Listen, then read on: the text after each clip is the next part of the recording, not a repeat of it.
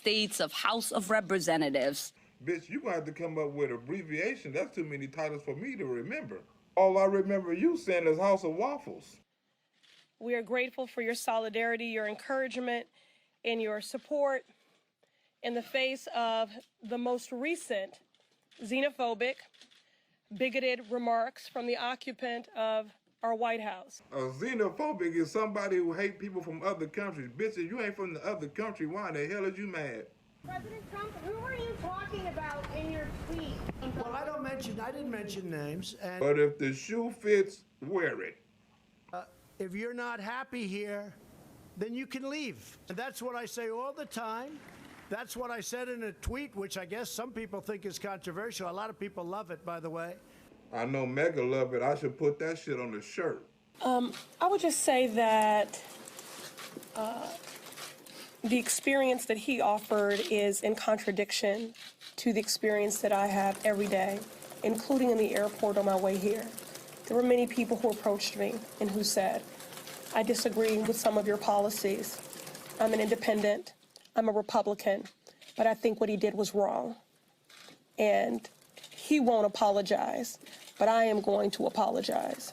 Yeah, right, bitch. But it's your story. We gonna let you tell it. So I have experienced nothing in the wake of those comments, again, but words of denouncing these xenophobic, bigoted words. But if you're not happy in the U.S., if you're complaining all the time, very simply, you can leave. You can leave right now. Come back if you want. Don't come back. It's okay, too. But if you're not happy, you can leave. And he talking to citizens, non-citizens, and motherfuckers who wasn't citizens, now are citizens. Well, they're very unhappy. I'm watching them. All they do is complain. And Mega got a simple solution for that. That if they don't like it here, they can leave. And I don't know who's going to miss them, but I guess some people will. I don't know who gonna miss my baby mama, but I'll be glad when I can find out. One of them is polling. One of them is polling.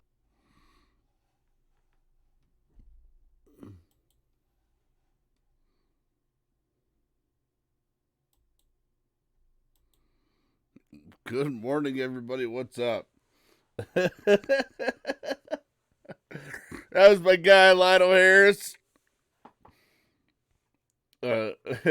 Lionel Harris out there going to town. Black guy from California. Recent Republican convert and comedian, and makes some damn good videos. Chad, good morning. Matt, good morning. Don, good morning. Terry, good morning. Jody, Bubba, Vapor, good morning. Rich, Muskie Fisher, Boss Lady, good morning. Never back down. Jerry, good morning. Oh, looks like we're working. So, some of y'all assholes kept me out too late last night. That's what it is.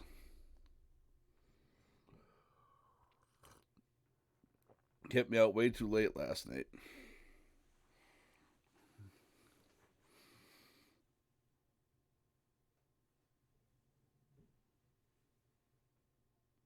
I have no idea why I showed up 3 times. Now I gotta go back and find it. Do it, damn it.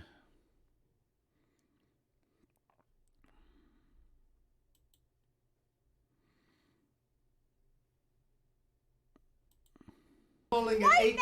One of them is polling at 8%. One of them is polling at 8%. Damn, she only doing 8% better than me. I ain't even in the race. This is a president who's called black athletes sons of bitches. I don't know about y'all, but I call a lot of people sons of bitches.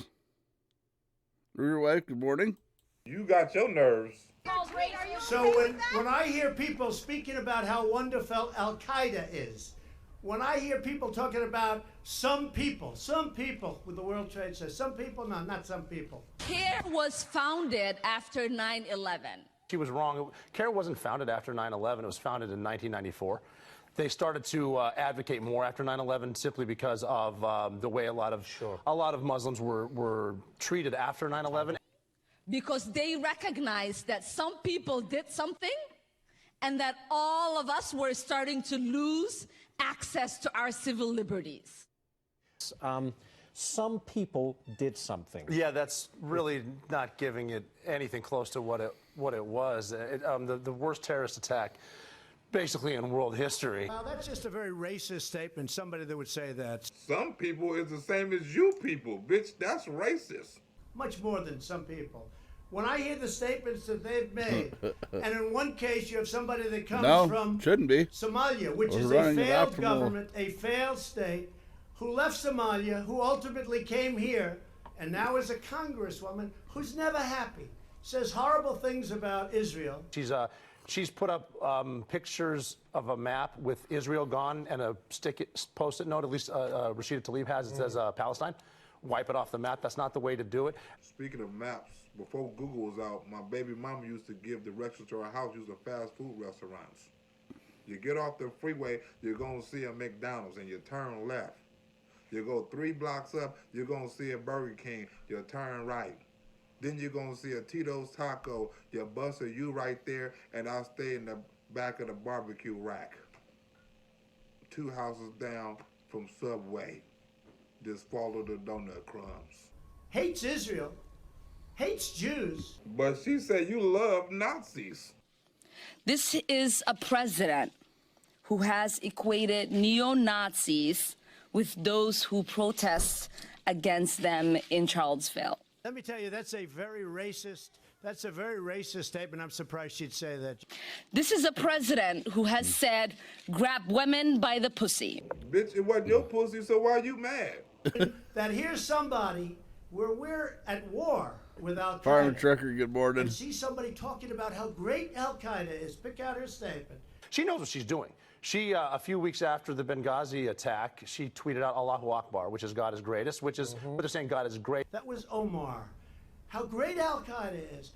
When you hear that, and we're losing great soldiers to Al Qaeda. But I've heard terrorists yell that at me in a much different way. It's something else too. It's combat. I heard it on Rainbow Six and it scared the shit out of me on the So if you bought a flashback from me from Nintendo 64, I know about a flashback from you from Desert Storm. When you see the World Trade Center gets knocked down, and you see the statements made about the World Trade Center, all the death and destruction. And she, she was born in Somalia, and I'm from Montana. We're both Americans, and we see the United States through different lenses. And I think there is a way. Her point is that she's trying to get Muslims more active in America. They're not guests here; they're Americans, and she wants to do that. But the way she's doing it, the way to do it? No, not at all. If she found out what she should have known before, because she does like to poke the bear, that it was offensive. All she has to do is say, you know what, that wasn't. It was offensive. But she will never back down. No, she'll never do that. And then now she's spinning it. Now she's the victim. Yeah. Oh, in case you want to know his credibilities, this nigga is G.I. Joe. It's Rob O'Neill. He's the former Navy SEAL who killed Osama bin Laden. Rob. Now back to the skit. If you don't like America, go back to your country. I'll tell you what, I'm not happy with them. At the end of the day, if we improve the conditions of children in a cage, they are still. Look at this. Dummy number 1, dummy number 2, dummy number 3, and dummy number 4. This is like the lady who was trying to fit in with her kids. This is the girl, the loudmouth girl that's always wants to be with the cool kids. And she's like the cool kid who's got her little regime of friends here. And they're too busy staring at her nails and admiring how good her nails look. We were talking about this last night. See, look. Eyes sting. Eyes sting. Eyes sting. I'm telling you. Clinton, good morning. Good to see you. Oh, yeah.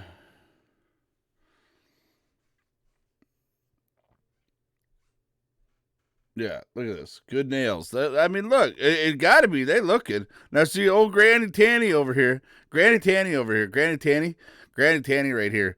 She's like, I'm paying attention to you, sweetheart. I got your back. I'm paying attention. Now, remember, you're going to have to rub Granny's bunions when we get done here. You're going to have to rub Granny bunions when we're done here. This is what this is about. In a cage. Now since the conditions are getting better, you want the kids out?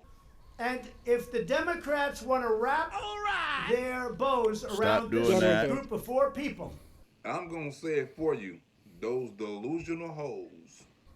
one of them kept Amazon out of New York. Who are you talking about, Miss Alexandria Cortez Ortiz?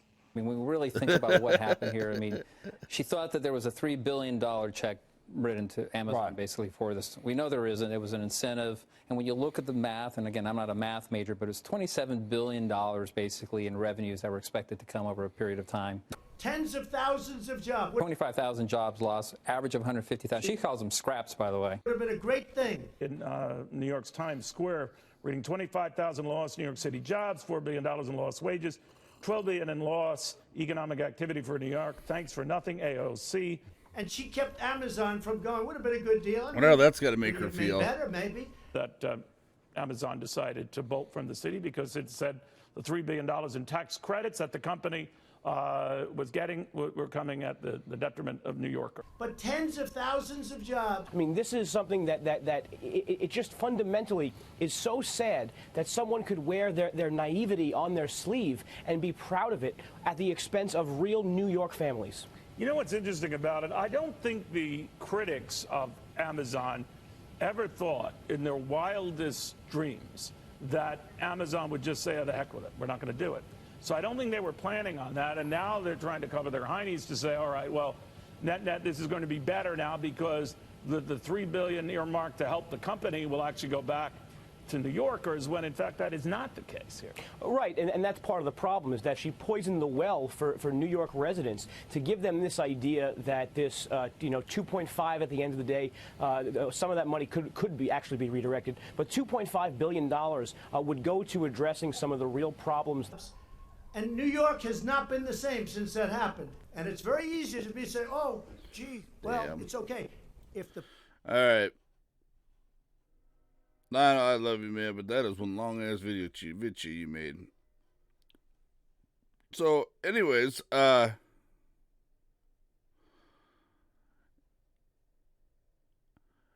we got going on here is I'm back on slobs. Bah! So, Redneck Tech went to town yesterday. I unloaded it, reloaded it, got it working. It was working good for a while. And then Redneck Tech got in here and did the voodoo that he do oh so well. Boom. Excuse me. And we're running. Oh, the fuck was that?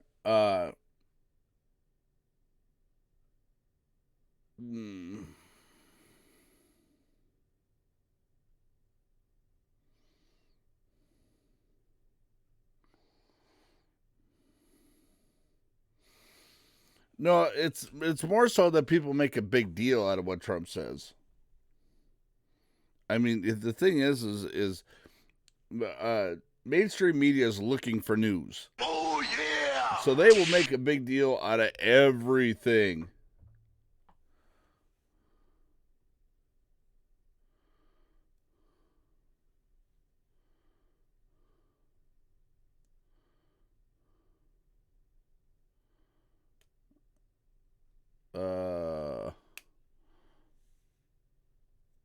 Okay.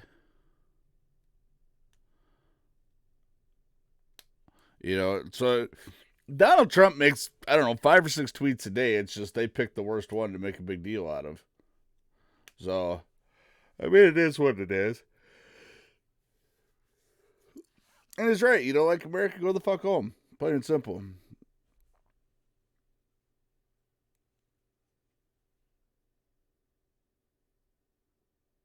But anyways, so you have the two sets of Bopsy twins running all throughout Congress talking about impeach Trump, impeach Trump, impeach Trump. Yeah. You should be more worried about getting your jobs back in 2020. Because all 4 of you are up shit creek right now.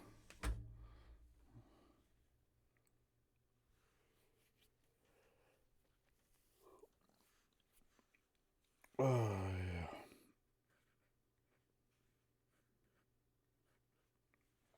So, Anyways, be right back. Did you guys see, oh, by the way, just to, I need to give you all an update, by the way.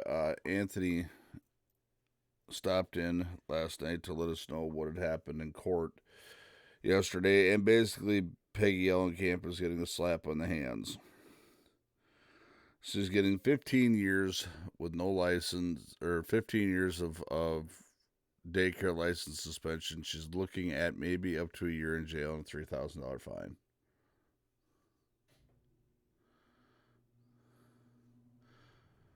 So, and she's getting an Alford plea on failure to report.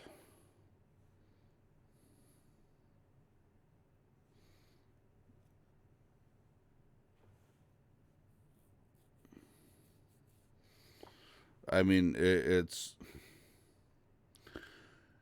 is absolute fucking bullshit. Yeah. And then there may be a possibility that there's no even prosecution for Trent.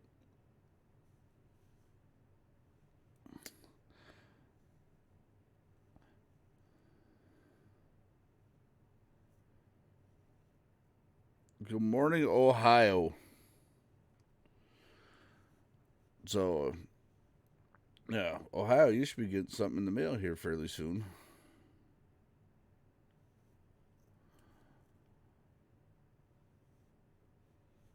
Yeah, the system is a fucking joke. She said, well, I didn't know what was going on, but yet you have the kids saying flat out that they told her, and she threatened them. And the police believe that she threatened them.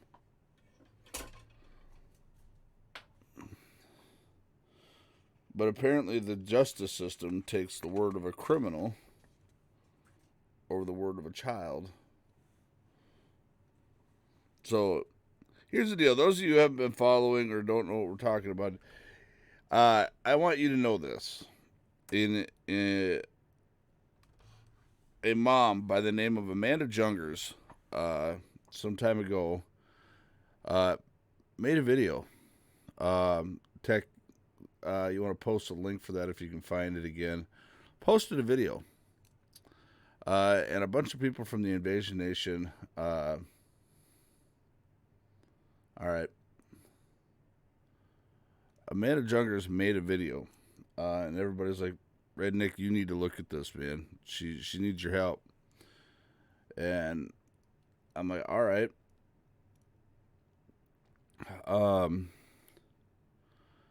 I did, and I watched this video. This video broke my heart.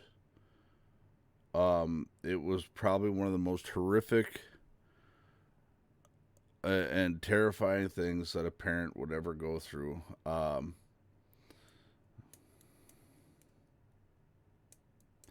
And the system is failing.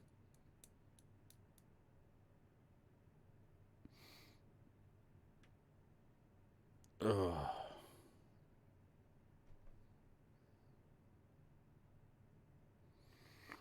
So, there it is.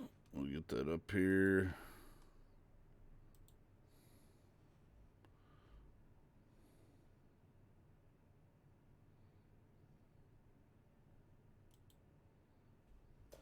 Hey guys, I wanted to share with everybody the nightmare that my family has been going through. Every parent's worst nightmare has become mine and my husband's reality. You see it on TV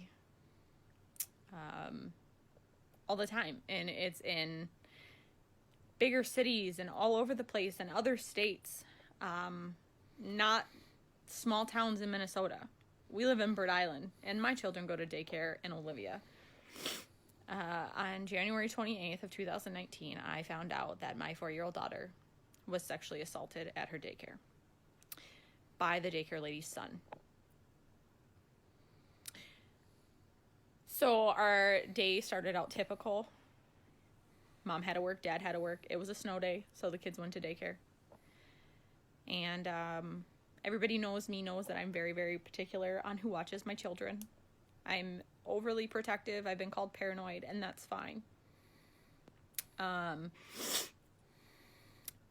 But what changed our whole day was a conversation I had with my 8-year-old daughter when she told me that she had a bad day.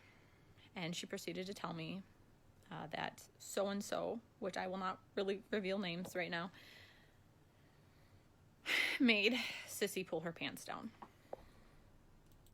That would be Trent Olenkamp, by the way. So when I asked her again what, because of course it took me back as a mom, I'm like, what? Wait, hold on a second here. She's like, just ask Sissy. She broke down. She lost it. So I asked my 4-year-old daughter, and she said, blank made me pull my pants down. And he touched me. And I said, well, where did he touch you? And she pointed to her private area. And I said, well, what did he touch you with? His fingers. And she proceeded to tell me that he kissed her. And I'm sorry because this makes me very emotional. So I did what else do you do? You call the cops. So the sheriff's office came, took my report. That next morning, my kids went to what's called the corner house interview. And then I found out that this boy has Trent Olenkamp been sexually touching my 8-year-old. Which made it even worse because now not only do I have the rage and the sadness and everything, I feel so guilty. You know, as a parent, you're like, did I miss something? You know, and you can't beat yourself up. Everybody tells us that, but it's so hard not to. You do everything in your power to protect your children. Everything. So we found out that my children did tell the daycare lady. Peggy Olenkamp. I actually found out that the daycare lady has known that this boy has been touching my oldest for quite some time now. So the worst part about this is she's known about it. 2, she hid it. She didn't do anything. She hid the whole thing, didn't tell me nothing for either of my children. And then we find out that not only did she know when she hid it from everybody, she's also threatened my children not to say anything. My 8-year-old daughter, who is very open with me, tells me everything, even when she gets in trouble at school, knowing that she can get in trouble at home, was terrified. My 8-year-old to this day, over a month later, is still afraid of what the daycare lady is going to do to her because she told. So, you know, we get done with the corner house interview, and then we take my youngest to our family doctor. And this is where the triggers might really happen, and I'm going to apologize for crying in advance. So I sit there, and as every woman knows, it's a very uncomfortable thing to have somebody down in that area as it is, even as an adult, and we know that we have to do it, you know, every year, every couple of years. Now my 4-year-old has to do this. So we go to our family doctor, and not only did the family doctor find bruising and tearing and bleeding and redness, there was blood in my daughter's underwear. He made her bleed. My 4-year-old baby. She's 4. Now, before anybody says, oh, you know, there are kids, this and that, he'll be 17 in just a couple short months. So he knows better. He knows right from wrong. He knows that that's not okay.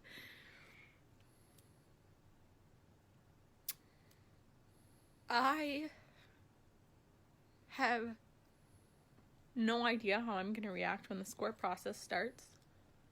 I have no idea how my husband is going to react. And the very worst part about this is we have also found out that it's not only happened to my 2 children.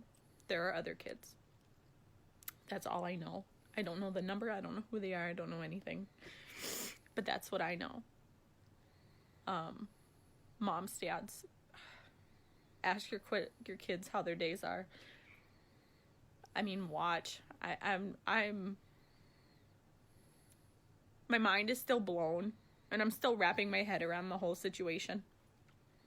I got a call on Monday that the charges were officially filed for the juvenile boy with the court. So we should have court coming up very soon. We're still waiting on charges for the mother. I don't know if I'll ever trust anybody again to watch my children in a facility. It makes it very, very hard. You know, and the worst part about it is we teach our children, you know, something is wrong and something bad happens and somebody makes you feel uncomfortable or somebody touches you inappropriately. You tell an adult. That adult is there to protect you. My kids did. Oh, yeah! Told this adult. And what does this adult do? This adult threatened them not to say anything. That's not how this works. You were supposed to take care of my babies while I was at work. So now we get into, it's going to be time for court, and emotions are going to come up, and I'm going to hear things that came out in the interview that I didn't know. And I'm probably going to completely lose it. I'm going to break down. It has definitely not been an easy process. This month and a half has just been full of everything. My emotions have skyrocketed. My kids don't sleep normal schedules anymore. My kids have had a horrible time trying to eat. Just distractions of everything that's been going on. But we're not going to give up. We're pursuing everything that we possibly can. Justice needs to be served. This is not okay. It's not an okay situation at all. You know, but we need to show our kids that we're not going to let this horrible, horrible, horrible situation define us. We're going to get through it together, and we're going to overcome it, and we're going to come out on top. But unfortunately, my children are now going to have to live with this for the rest of their life. So for those, you know, out there, and I know people have heard little things here and there, there's the story that's, in a nutshell, that is what has happened. Please, anybody who has questions, ask. Don't assume anything. With this situation, it's very personal, but we're an open book with it because we don't ever want another parent to ever have to deal with what we're going through, nor do we ever want another kid to have to go through this. And because of this legislation is now looking at changing the laws, but not soon enough. If that first adult doesn't do anything, you keep telling every adult that you can talk to. No matter what that first adult told you, you talk to somebody until something is done. Because you're supposed to be safe. Yes, yelling camps can be sued. And I think that makes everything even worse. Civilly. Is when you trust somebody to take care of your children. And I pray every day for my kids going through this and for the other kids. And I pray every day that this never happens to another kid out there ever again. I'm going to be done now, and I will post and keep everybody updated as the court process goes along. Just know that if we're not responding to you guys or we become very distant, it's not any of you. It's just this is how we're trying to cope with it. The court hearing's not going to be easy, and it's probably going to be very emotional. So we do appreciate everybody's support, and all we ask for is all the prayers that we can get right now because we're really going to need them. Thanks, guys.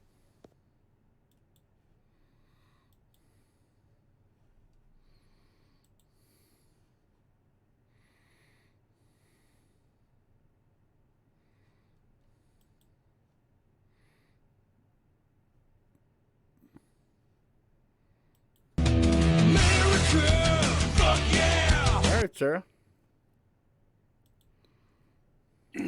What's up, Invasion Nation? We're gonna get a little bit of an audience built up here. This is pretty serious. This is extremely serious, actually. All right, Clinton. Thank you. So, bear with me as we build an audience up here. This is one of those very, very serious things. I do believe we've gotten our equipment issues figured out. Jerry, hello. Trisha, hello. Nita, Christopher, Craig, Don, Lonnie, hello.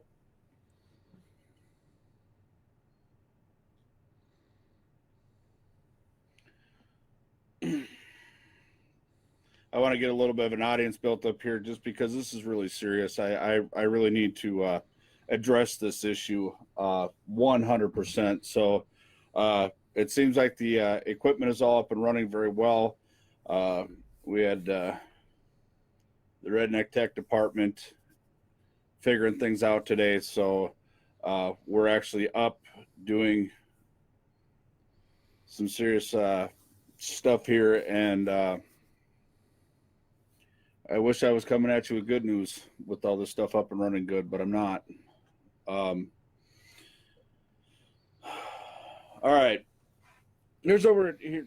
I'm going to start putting this out here.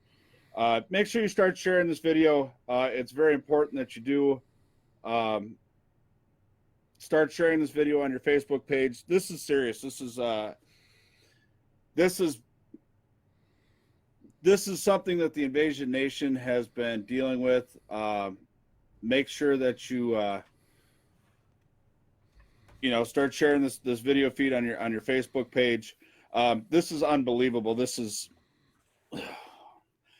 I'm doing my best to stay calm because I'm so pissed. I'm. You know me when it comes to innocent people.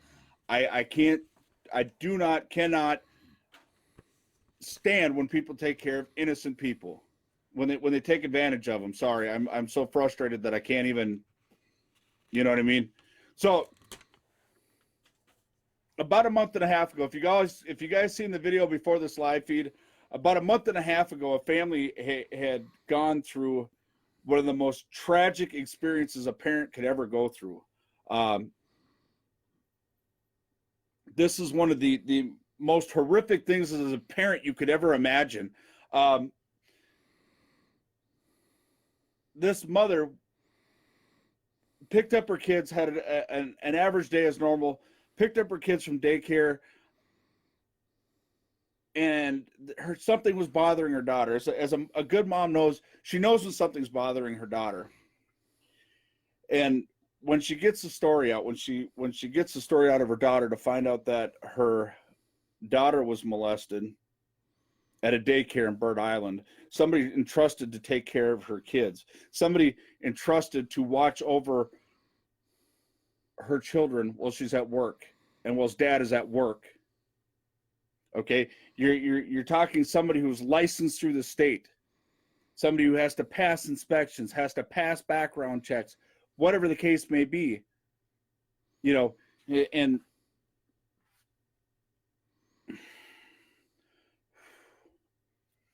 all right. So when this mother goes to pick up her daughters, and she finds out that her children have been molested, she immediately does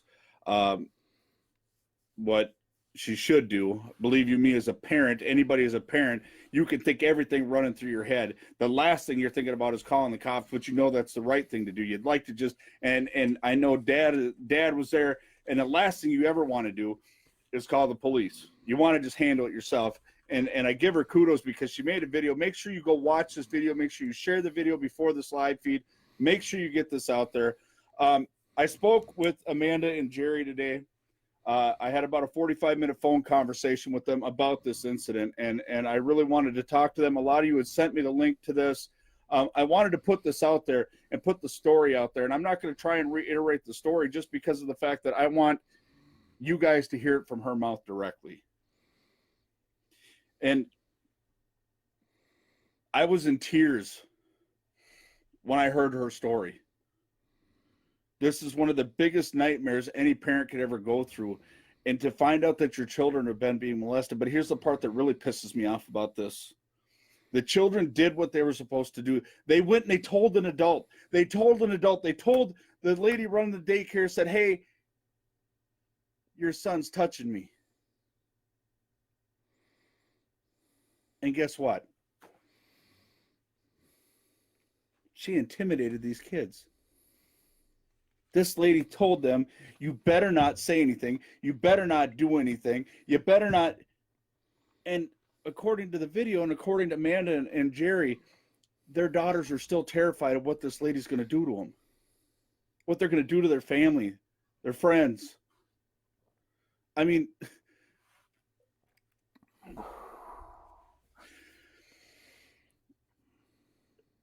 first of all, Amanda and Jerry, thank you for allowing me to do what I'm doing on this situation. I know a lot of you are going to want more detailed answers to this, unfortunately, because there's minor children involved on both sides of this, just like the Divine House case.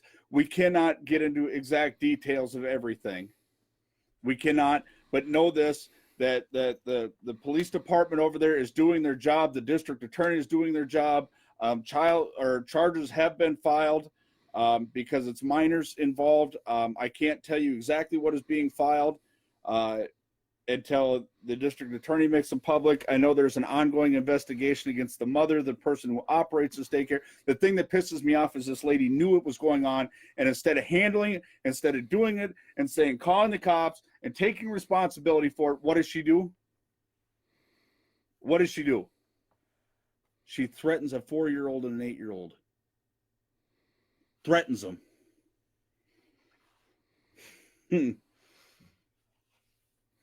And then I've got somebody commenting on when we posted the video. Oh, don't do a live feed. Don't bring babies. Listen, Amanda posted that video because she wants the word to get out there. You need to be checking in on your kids at these places. You need to be, knowing what's going on. You need to develop a relationship with your kids so that way your kids can come tell you what is going on. If it weren't for her daughter telling and having the confidence in mom to say something, this child would still, to this day, be a victim. You cannot take this stuff for granted. If Divine House and 4th Avenue Homes didn't show you anything, let this show you something. Check in on your kids. This is why we need bills like surveillance in facilities like this. A daycare is considered a facility. It doesn't matter if it's in somebody's private home. It's considered a facility. Parents should be able to monitor their children and what's going on in their day-to-day activity.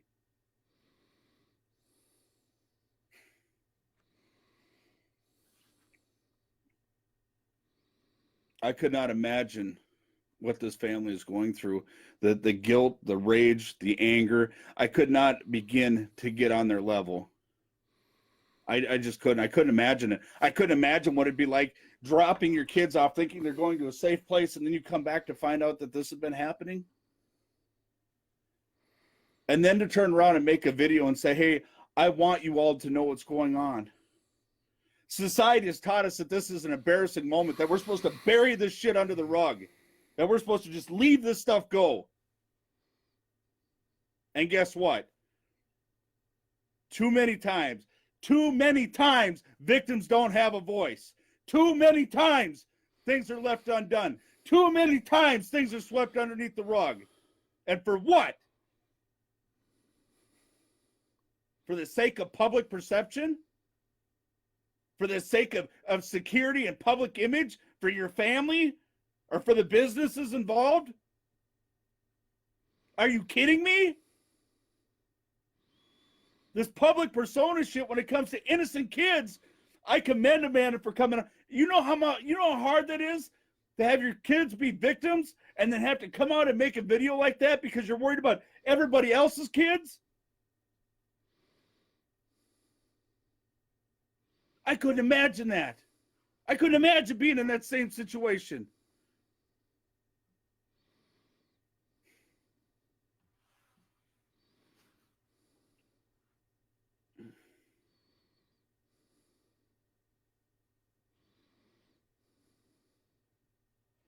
Here's the thing. The family is very adamant now to get their story out so people know that this can happen. They're in Bird Island, Minnesota. They want people to know that this can happen anywhere. This can happen in any facility. this can happen anywhere. We need tighter regulations. We need a way to be able to hold these people accountable. I mean, this is what it's coming down to. We need to be able to hold these people accountable. We need to be able to find a way to be able to check in on our kids. You know, she was accused of by family and friends of being overbearing or paranoid and things like that. And this is one of them cases where, you know what, now she has to deal with the guilt in the fact, and you say, well, she shouldn't feel guilty.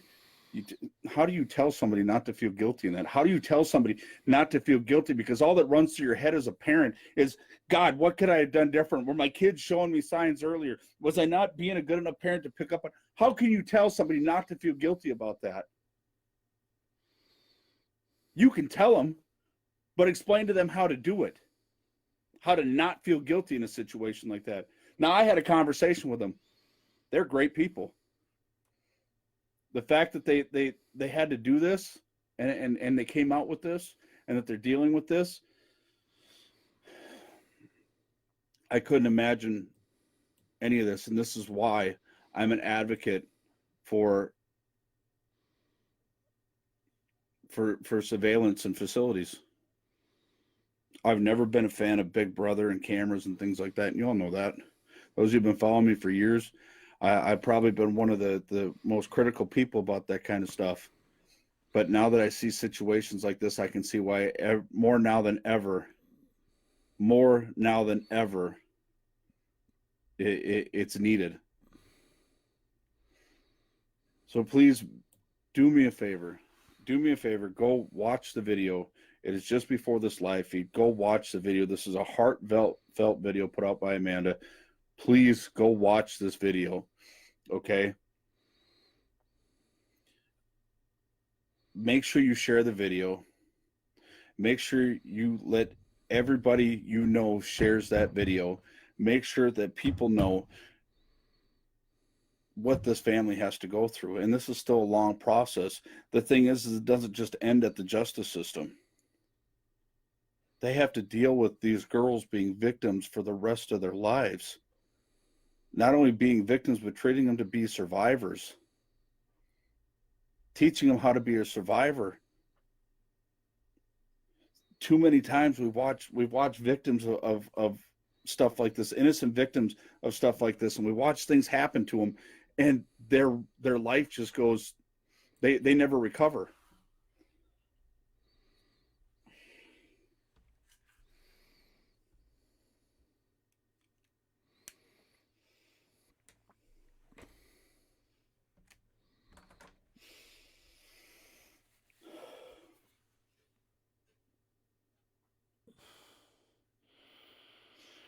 Know this, I will be following this case very closely. Right now, like I said, because there's minors involved on both sides of this, they can't release any names, and Amanda and Jerry will not be releasing any names. You know, they're under the advisement of counsel and victim impact, as well as prosecuting attorneys and investigators. And like me, in all the things that we do, we have to be very compliant with that. To those of you who think this is funny, to those of you who think this is something to laugh about, you ought to have your ass kicked. You ought to get your face kicked in. That's honestly what should happen, because you're just as bad as the sons of bitches that are doing it. It makes you a fucking pedophile, in my opinion. You think this is funny. This is serious. This is a 4 and 8-year-old little girl. 2 little girls, and you think that this is funny. It makes you a certified piece of shit, and I hope somebody humps you down and whoops your ass. Here nor there. Parents, people, do me a favor. Check on your kids. Work on a relationship with your kids. Make them know that mom and dad are the 2 strongest adults in their entire life. That no matter what, when somebody's hurting them, they can come to you. In talking to Amanda and Jerry, they had a very, very good relationship with their daughters. And the oldest daughter, she was trying to protect her little sister. If you listen to the story, that the oldest daughter was trying to protect her little sister. And talking to them, you know, this is the type of little girl that would come and tell them that they got in trouble in school. They didn't wait for the school to call. They would come and say, I got in trouble in school today, and they would deal with it. And for them to have to deal with this kind of situation,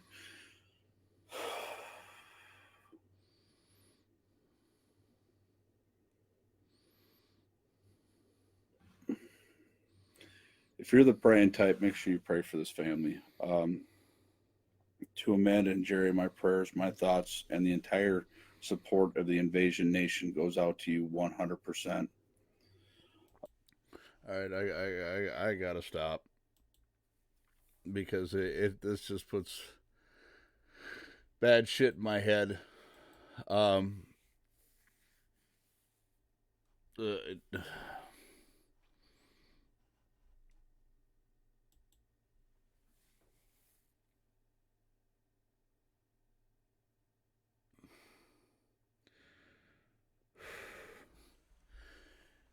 Here's the thing that pisses me off is here in the state of Minnesota, these little fuckheads, people like Trent and Peggy Ellenkamp, they're treated like they have a fucking disease. I spent the majority of my adult life in and out of prison. I think prisoners ought to deal with these sick fucks better than anybody else. Put them in a fucking GP. Put them out in the yard. Make them walk the line. Let them know what it's like to be the little bitch.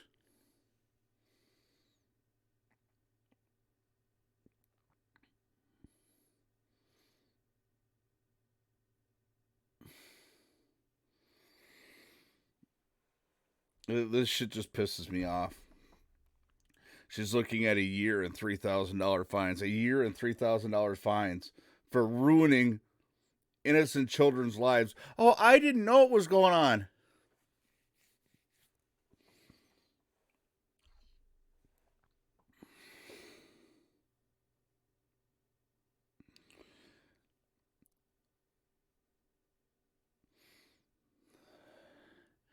You know, this is, and this stems even further back to the Department of Health and Human Services.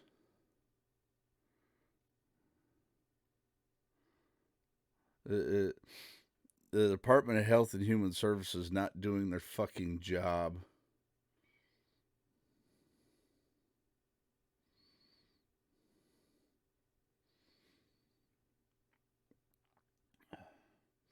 This is the second case that we've dealt with. The Department of Health and Human Services oversees this.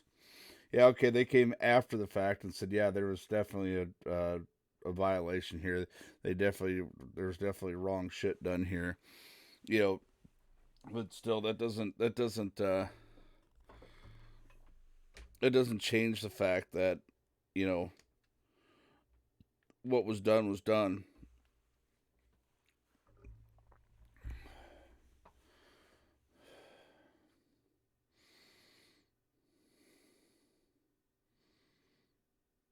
Oh no, she's taking an Alford plea for not reporting it.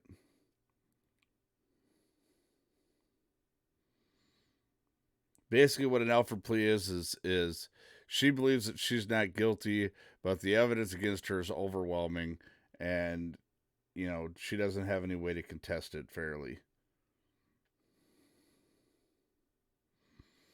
I don't know how many kids were there in total, but there's 4 victims in total that have come forward.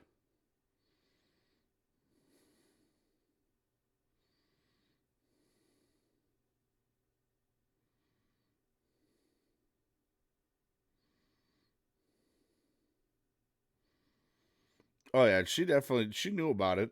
I mean, nonetheless, you're supposed to be doing daycare. How is it that your son, and they're bringing him into the basement, into a closet, or bring him into his room in the closet, and he's doing this shit, and he's telling them to be quiet so they don't get in trouble.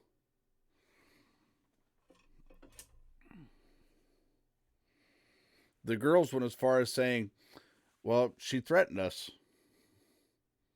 The victims in this.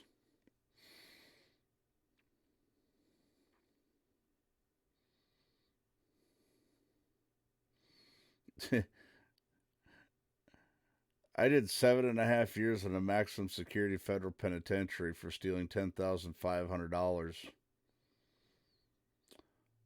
Fuckboy can go and molest, so far, molest and physically assault 4 children 8 and under, and nothing happens. Oh, he doesn't understand the court system. He's 17 fucking years old. He understands the court system.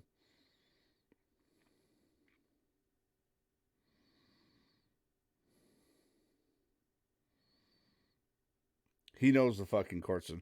I just know what I've seen on TV. Well, then you know you fucked up and you're going to fucking prison, you little fuck boy. But no. We got here in the state of Minnesota, we treat these fucking idiots like they got a disease and not criminals.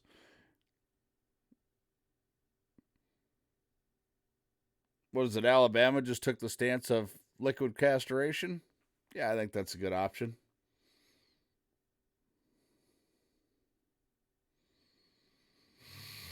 I think that's a great option.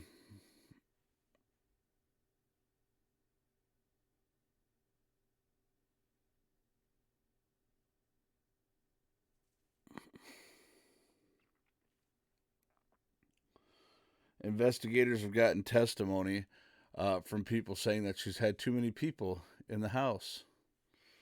From former people who worked there, who said that, you know, when they came in, when the food trucks would come in to bring her the food for the daycare, that she would hide kids so that way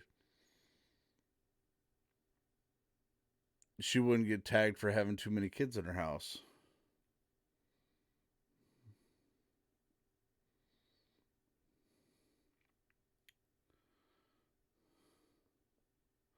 You know, I remember by the time I was 14 or 15 years old, I had done mock trials in school.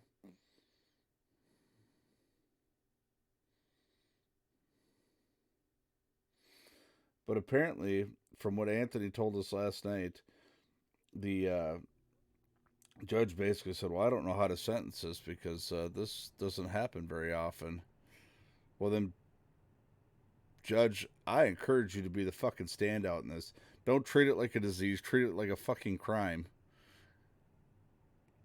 You said a year. Well, give her a year for each case. You got 4 of them in front of you. That's 4 years in fucking jail she'd have to do. 4 years in prison she would have to do. 4 years.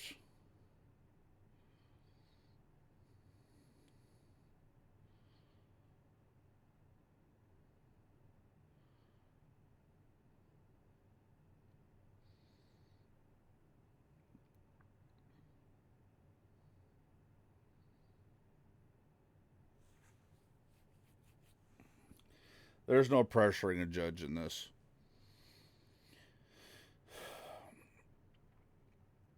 My biggest fear now is this comes back on the victims' families.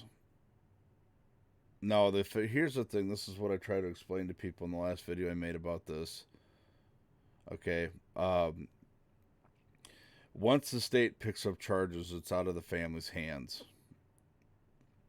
They can ask the families. The families will be allowed to read impact statements at the time of sentencing.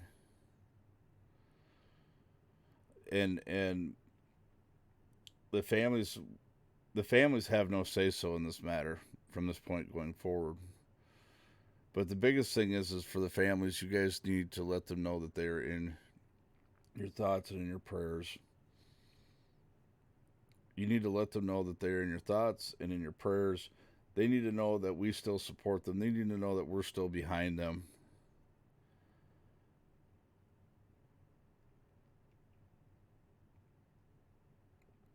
So, anyways, we're up on a coffee break, and I need to get my head back in the game here. My head's in places it shouldn't be right now. It's in a lot of places it shouldn't be right now. Because when my head goes in them places, that's a bad thing. So, I'll get back on here in a minute, guys.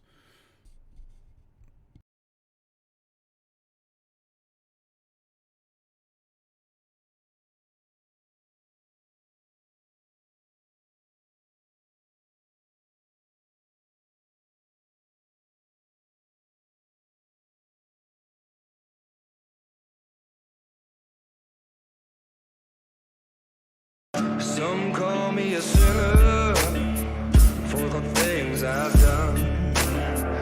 Born with a heart of stone, fast with a gun. I'm here to get mine, then I'll leave this town. If you're standing in my way, I'll cut you down. You can't tame me.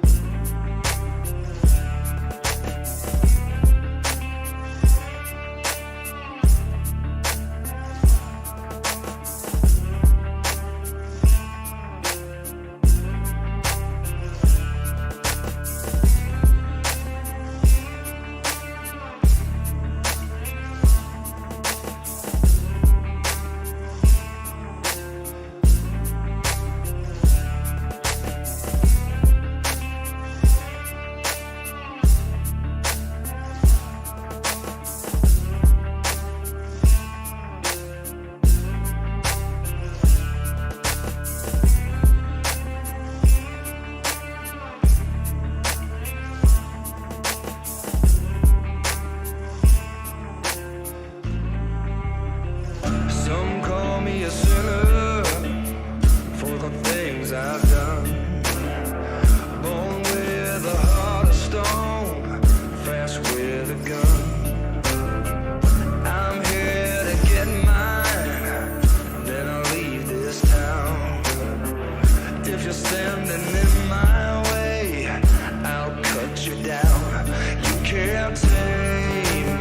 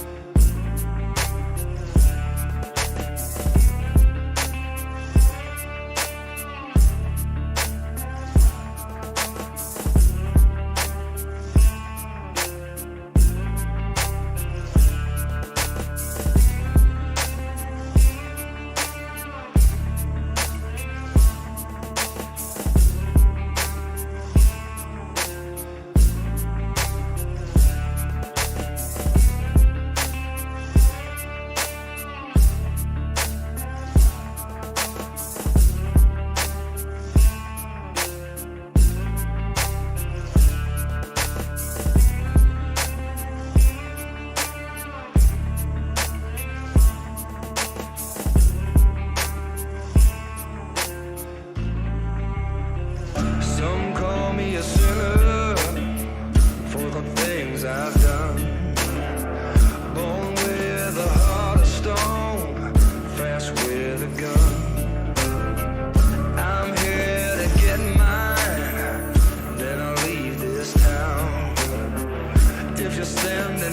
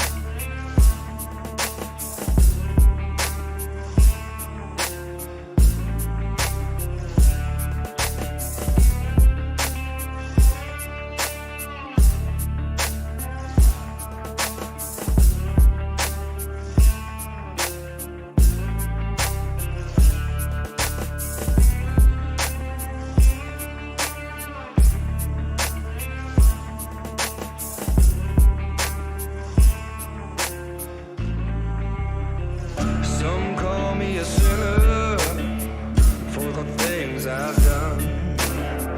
Born with a heart of stone, fast with a gun. I'm here to get mine, then I'll leave this town. If you're standing in my way, I'll cut you down. You can't tame me.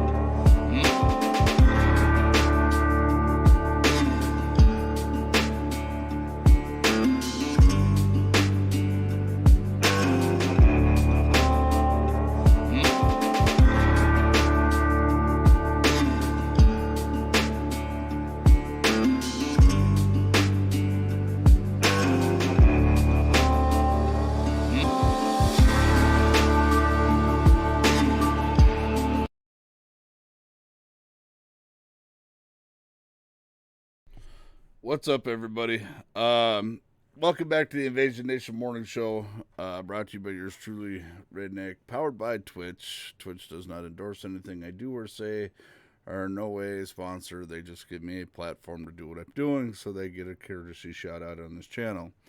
Also brought to you by Mill Pond Salon in the scenic downtown New London, as well as Romaine Berg in Minneapolis, Minnesota. Also, a huge shout out to the people that keep me going. KJ's Quick Stop in Candy, Minnesota, and Iams Garage, keeping me on the road. And the also a big shout out to Mark at AT&T Wireless in Wilmer, off of First Street. thank you for getting my phone taken care of very quickly. In less than 24 hours of walking in there, it was all said and done. So, yeah. Also, don't forget to check us out on our other social media platforms, Facebook, YouTube, Twitter, Instagram, and Snapchat. So, yeah. Sorry, that was a little extended break, but I needed to take a hell of a breather.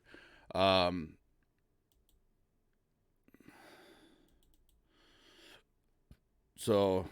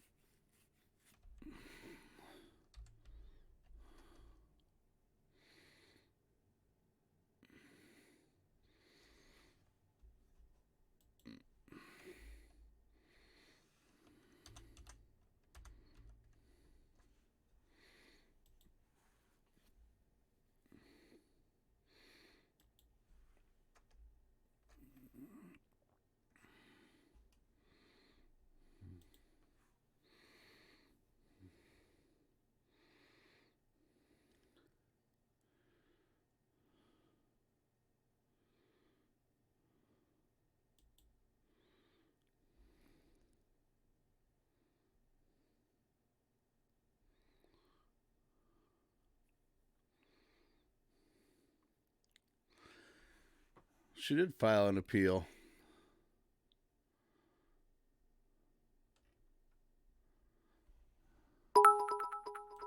I appreciate it, Gus. Thank you. Making them dirt road dollars, way out yonder, having them holler. Oh no, we're running absolutely perfect all morning. Well done, Tech.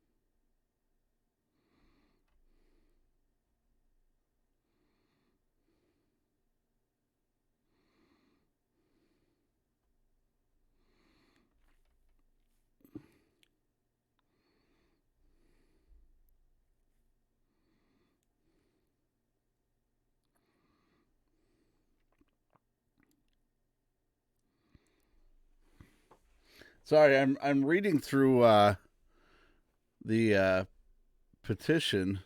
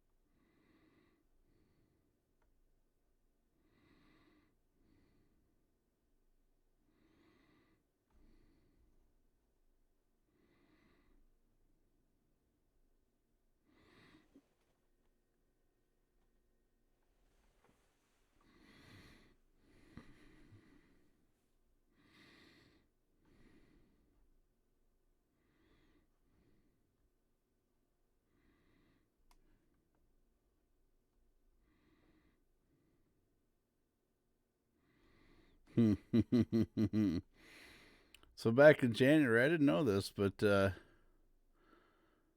apparently Peggy was trying to get her daycare license back.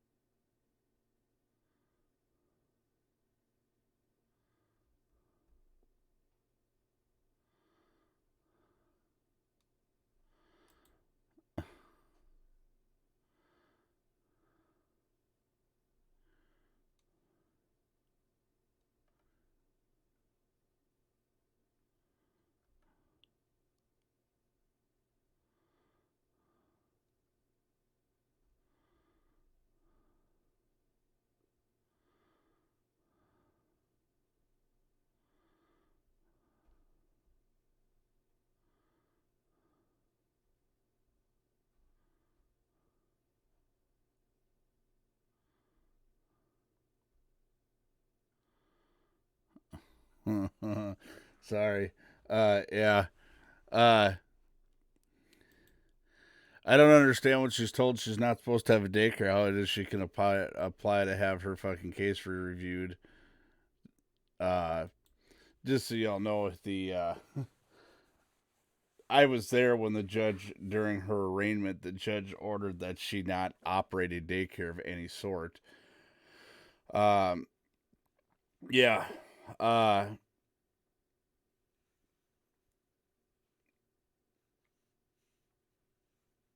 Oh, she had a license. She was a licensed daycare that went uninspected. I mean, didn't have any single random inspections done by the Department of Health and Human Services. She had an annual inspection done, but she knew they were coming.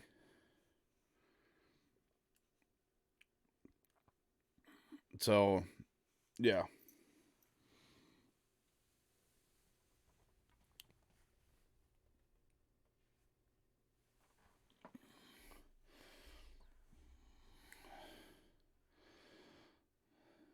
All right, Justin, we'll catch you on the flip side. So here's the thing.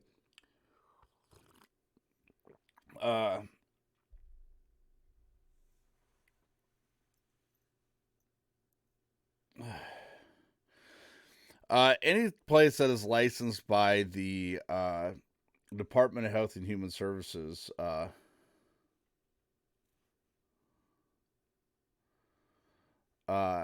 are supposed to be unannounced random visits to inspect. But they do have, I can't remember if it's an annual, I believe it's an annual inspection that they go through. That's pretty standard from what I understand, but she didn't have any random inspections done. The only inspections that she had ever had done were she knew they were coming. So they were called and made an appointment to let her know that they were coming. So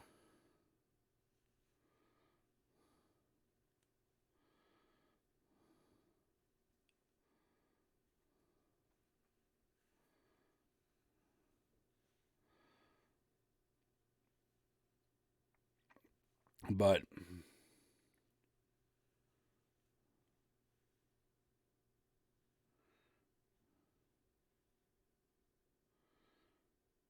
okay, that's what it is. Yeah, but if you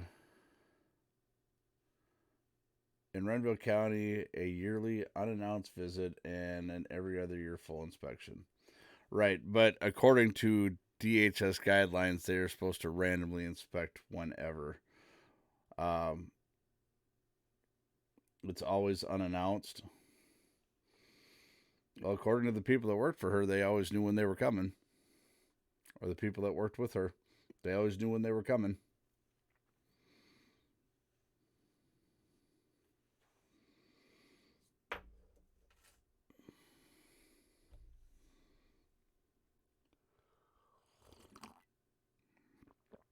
But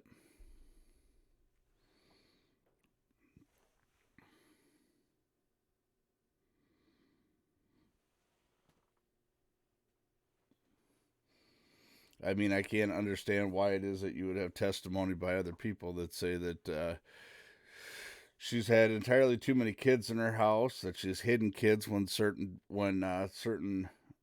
vendors show up and things like that. So I don't know. I don't know. This is just things that have been testified to or reported, things like that.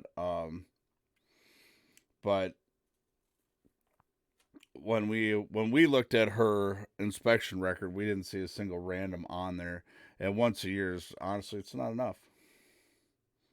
You may be a good daycare provider, but once a year is not enough. Because then it's like all of a sudden, your inspection happens. You can breathe easy.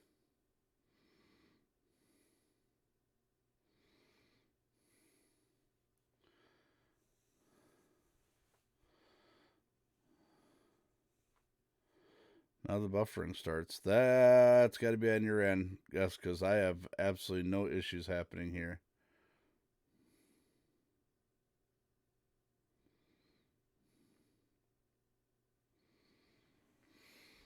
So, you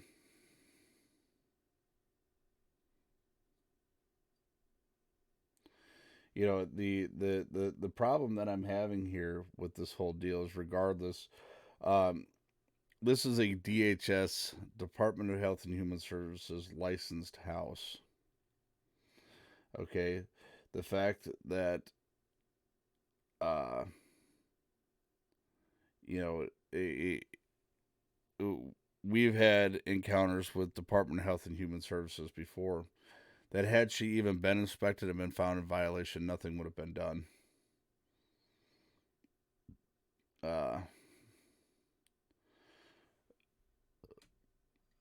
Boss lady, sorry. On my screen, your names are written in the exact same color. So, here's the thing: in DHS, like we found out with Divine House of 4th Avenue Homes, you're talking a place that had violation after violation after violation.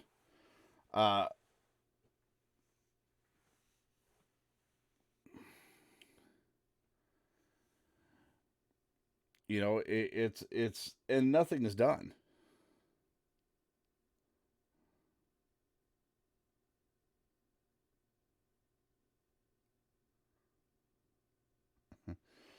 So, I mean, I don't know. You know, it may not be true for everybody, but I know that,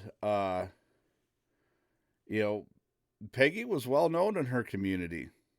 She was well known by people. Her husband was well known. She was well connected in her community.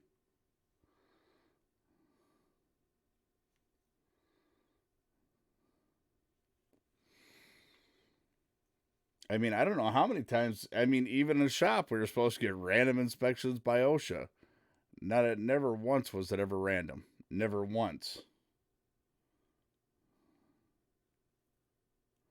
Okay. You know, we knew when they were coming. Just like insurance inspections are supposed to be random. Never were. We always knew when they were coming. We'd spend the entire week cleaning up the shop, you know, and doing this stuff and making sure everything was safe and secure, and all the lines were painted in properly, and all the cords were hung properly that we normally have hanging all over the place. You know, but then you look at all the actions done by... You still don't believe that? What? What don't you believe?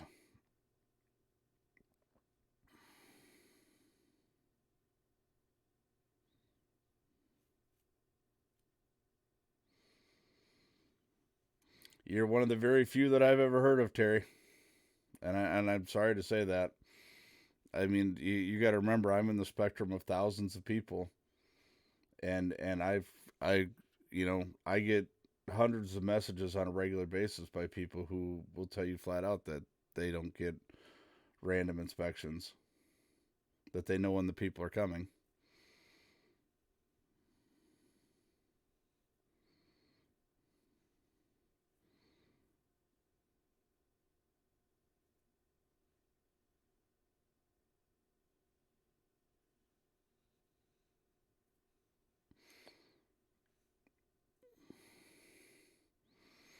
I don't know that Peggy ever got an unannounced visit. I mean, because if that's the case, then how is she not being violated?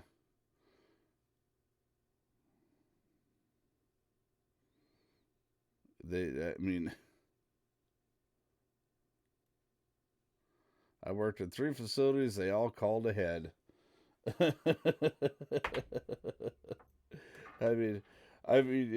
Terry, your experience may be different, but I'm telling you that my experience with inspectors for the last over 20 years, that's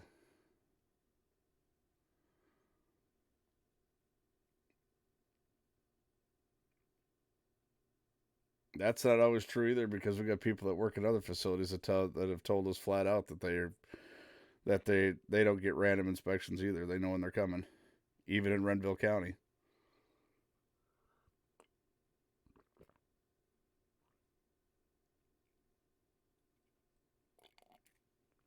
I'm just telling you that we've gotten people from Renville County, other daycare providers, who have told us flat out that they've never had a random inspection.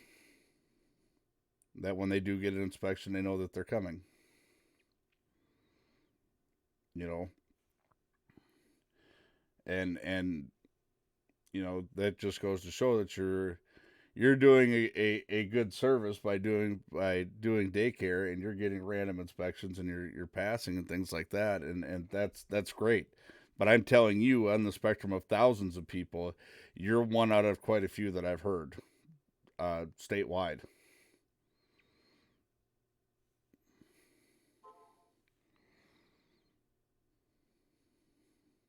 Oh, Peggy knows very well. No, you don't have to believe it. I can just only tell you what I'm telling you. I'm not lying to you. I have no reason to lie to you about it. I mean, I gain nothing by lying to you.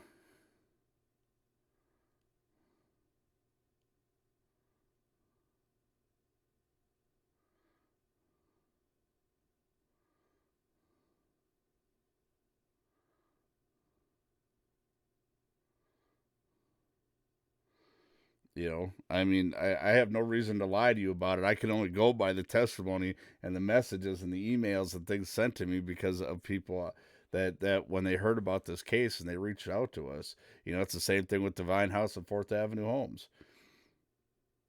I mean, go look at their record. You can actually see their record. They got found guilty. They get found guilty of shit all the time. You know, they got found guilty of shit constantly, and nothing happens. Nothing happens.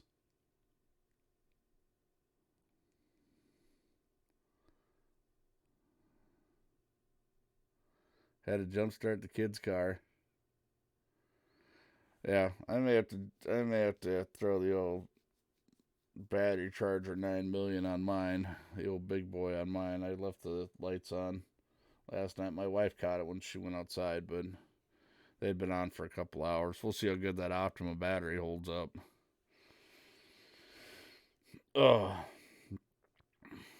And it's unfortunate. There should be a standardized system. Even if it's a random inspection once a year, I think it should happen more than that. You know, you're talking people who are taking care of other human beings.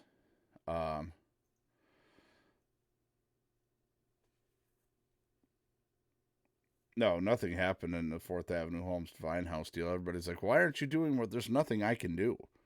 Once the state picks up the investigation, there's nothing I can do. The DHS investigator didn't even interview 2 other people that were there.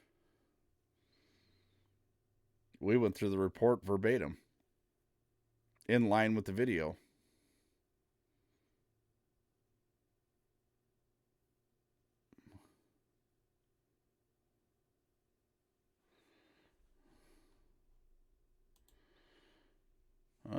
Did we get a change in the system here? With more than 8,394 home daycare providers, family care options in Minnesota are extensive. We understand that your family's personal needs and budgets are crucial, and we make by completing and arranging them by county in alphabetical order. What did you want me to look at?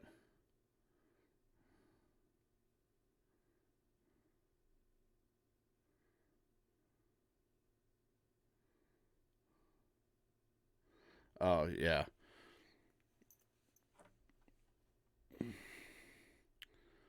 Let's see here.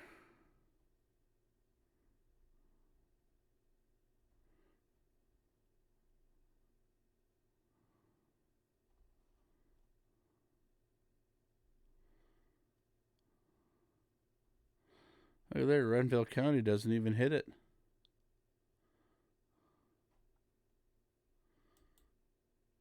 Renville County didn't even hit the top.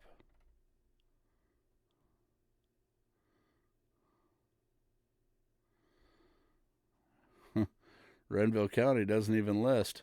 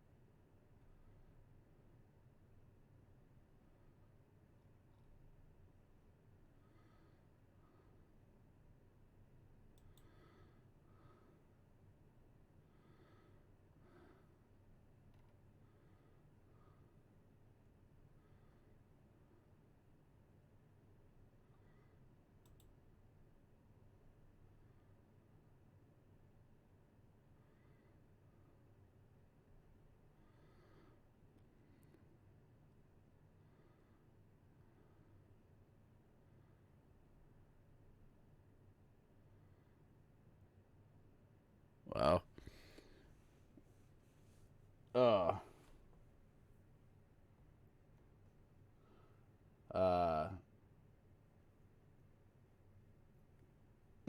My salon was inspected more than the preschools. Well, that's what I mean. If what Terry is saying is that they get a once a year random inspection, hell, I got inspected more working on cars than they get inspected work, taking care of kids.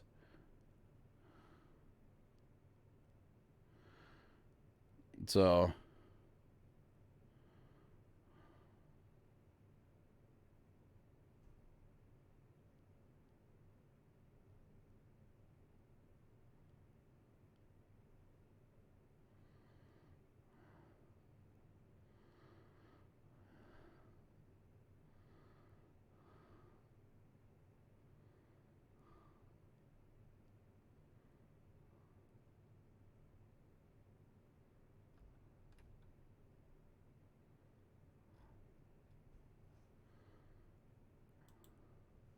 yeah.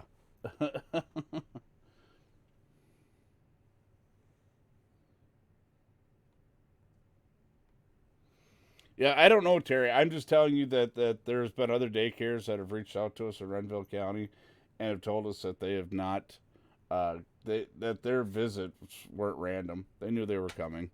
I'm happy they're, it sucks for you, but at the same point in time, I'm glad at least they're doing their job with one daycare. But it's unfortunate the fact that, I don't know who to believe in this situation. I mean, for the most part, I'm going to believe the people that message me and tell me that they're not getting random inspections, that they know when the people are coming.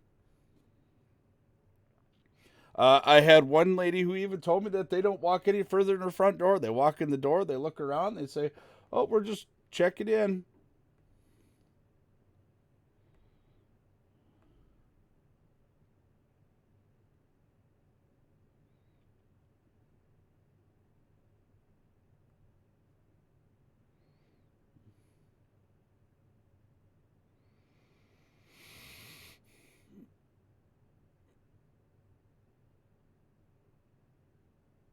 So I mean, it's a shitty situation nonetheless. The thing is, the Department of Health and Human Services, the Department of Health and Human Services, they don't answer to anybody else. So Terry, even if they did give you a violation,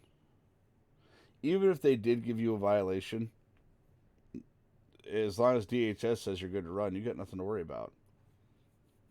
They don't answer to anybody else higher. DHS in Minnesota stops at DHS in Minnesota.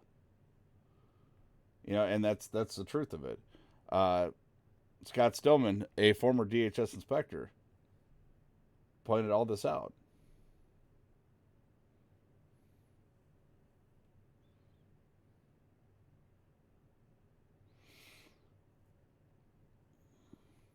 And that's the thing. They don't, and there could be case scenarios where they do get inspected randomly, but still, even once a year, you got the food lady showing up more times than the fucking licensing department. Terry just said it. You got the food program lady shows up more times unannounced than the damn licensing bureau itself. I mean, really? I mean, seriously.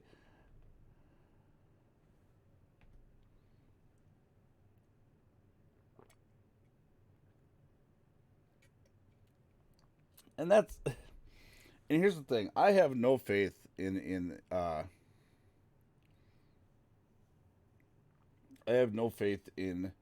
the Department of Health and Human Services at all. And that's the shit part of it. That's the absolute shit part of it. When the food lady shows up to make sure that you're taking care of her food more than the people who are supposed to be making sure you're taking care of kids, there's a problem. Regardless, whether they are doing their once a year random, we'll go out on the limb and say that they're doing all their inspections random. Once a year.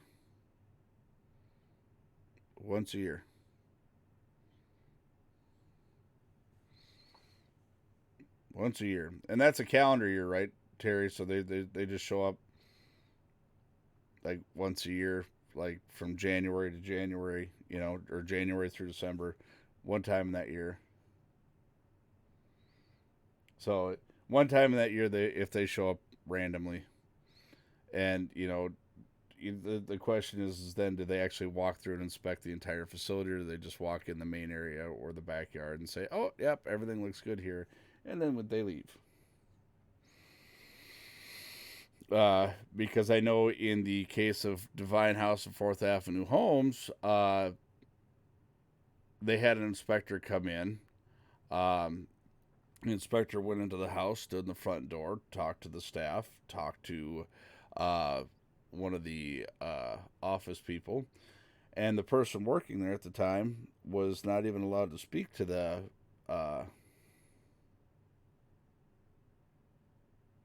June to June. Okay. So it's within the calendar year of your license. Okay, I get that.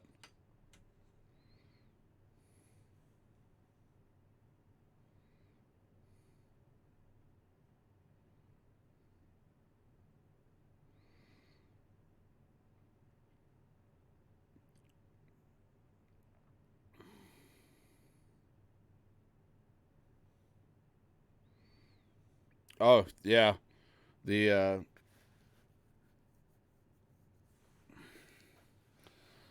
yep, I do remember that, or something of that. I think that was before I started really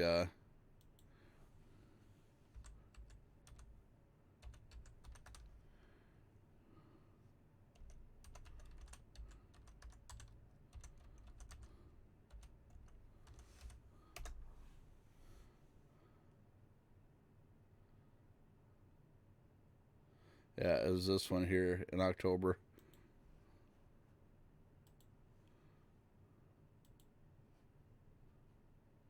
It's so hard fighting as their teachers cheer them on. Video from a daycare center in St. Louis where kids, it's so fighting as their teachers cheer them on. Lindsay Davis joins us now. Lindsay, the teachers have been fired, but the daycare center is still operating? Good morning to you, Robin. Yes, that daycare is still operating. They were required to do additional training, but the video, as you say, it's rather astounding. Children just pummeling each other, and they're being encouraged to do so by the adults in the room. This morning, a mother is suing over troubling footage showing preschoolers taking part in what she calls a toddler fight club. In the 2016 video, teachers are seen cheering the young children on. One jumps enthusiastically while the other helps students put on toy fists. One little boy caught on camera tries to break up the fight. The incident came to light after a 10-year-old boy captured this video on his iPad, showing his 4-year-old brother allegedly being forced to fight with another student. They're fighting. If he wouldn't have had his iPad on him that day, who knows if we even would have found out about this. The boy's mother, Nicole Merciel, immediately reported the incident to the school and to authorities. But while the 2 teachers seen in the video were fired, the state did not file any criminal charges. No one's being held accountable. And if I'm not a voice for my children, who will be? Now Merciel is suing the daycare for more than $25,000 and hopes the state will reconsider filing charges. The state really just gave him a slap on the hand. In a statement to ABC News, the Department of Health confirms that they concluded their investigation in 2016 and says the daycare was asked to take additional steps to ensure staff were trained and knowledgeable about age-appropriate activities for children. But Merciel is still hoping for harsher consequences. I don't know any parent that could watch their children go through this and not be upset. One of the teachers told investigators that she let the kids fight as a stress release after the daycare's heater broke, trying to give an explanation there. But even I guess he's a 3 or 4-year-old little boy who tries to break it up. So he even knew this is not a good idea. We shouldn't be doing this. With stress for a 4 or 4-year-old kid? Crazy. So this is what Scott Stillman was talking about. Additional training, as we were saying, you know, this is the stuff Scott Stillman was talking about. He said, if the federal government needs to get involved in anything, they need to start. They need to start investigating the state departments. Yeah, that's not even self-defense. You don't teach preschoolers self-defense.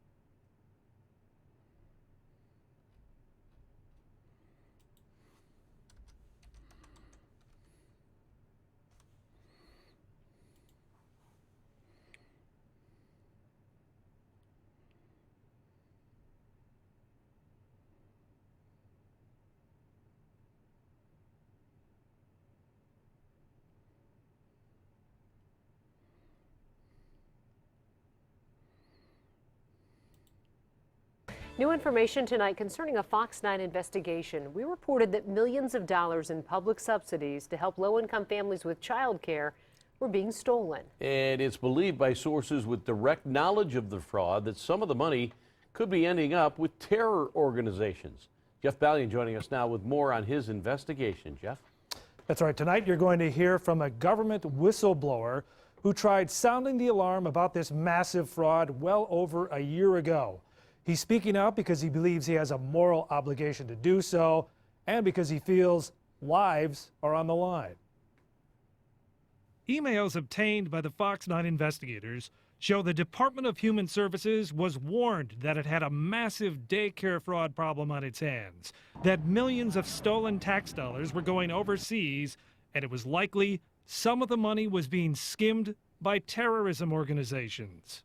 I've never seen anything of this level or scope in my 27-year career as an investigator. Scott Stillman spent 8 years managing the state's digital forensics lab. That means he mined data from computers and smartphones. When the state started going after daycare centers suspected of fraud, Stillman was directly involved in the investigations. He was so alarmed by what he was finding that in March of 2017, he fired off a series of emails to his supervisors at the Department of Human Services. We are working on and currently overwhelmed with significant fraud cases involving organized crime, defrauding hundreds of millions of dollars annually in taxpayer monies.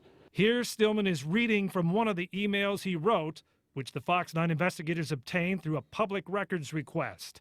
DHS took 2 months before it turned over the emails, and much of what it provided to us was redacted.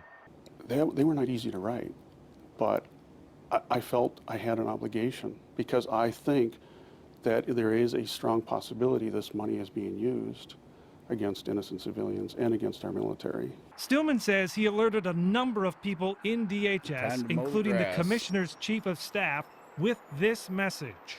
Significant amounts of these defrauded dollars are being sent overseas to countries and organizations connected to entities known to fund terrorism. Was the warning ever passed along to Governor Dayton? I was not informed.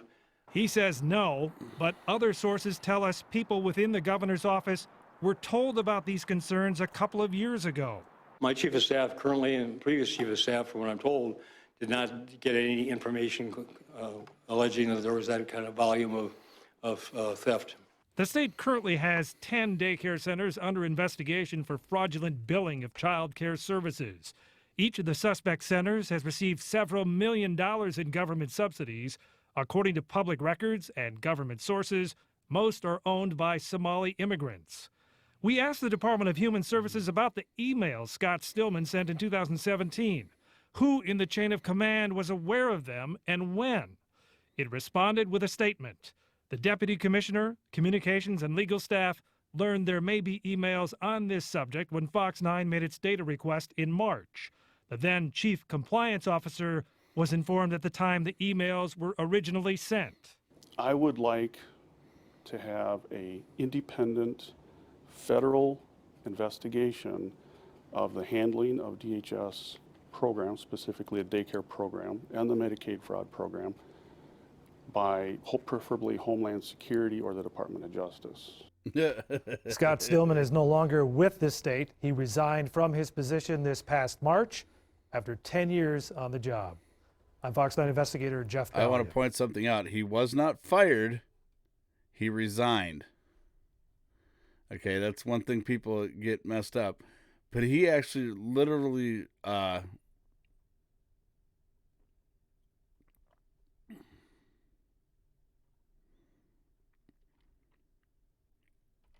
why did they take down his testimony video?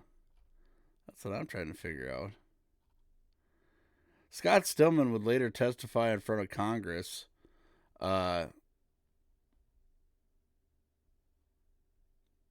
Would later testify in front of Congress to say that even people in Congress, the district representative of Anoka County, asked him, he said, "What did you tell me behind closed doors?"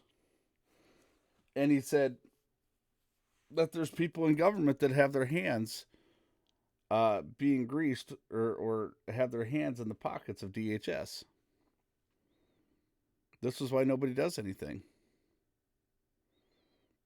We don't want to mess with the system that pays us. Dr. Zigzag, you're actually absolutely right. I mean, this is one thing we've been calling out. Hundreds of millions of dollars in the state of Minnesota alone on a DHS fraud. You know, and it's like, all right, you want money, you know, instead of raising our taxes to compensate for your fuck ups, why don't you just fix the fuck ups? I mean, when we've got Matt that tells us that they're handing out flyers at the fucking border to come to Minnesota because they have the best benefits and the easiest benefits, there's a problem. This is what we deal with. This is what we're dealing with here. You know, and the thing is, you know, I bring this up because in the Jungers case, in the Instead case, okay, DHS does not have a good track record.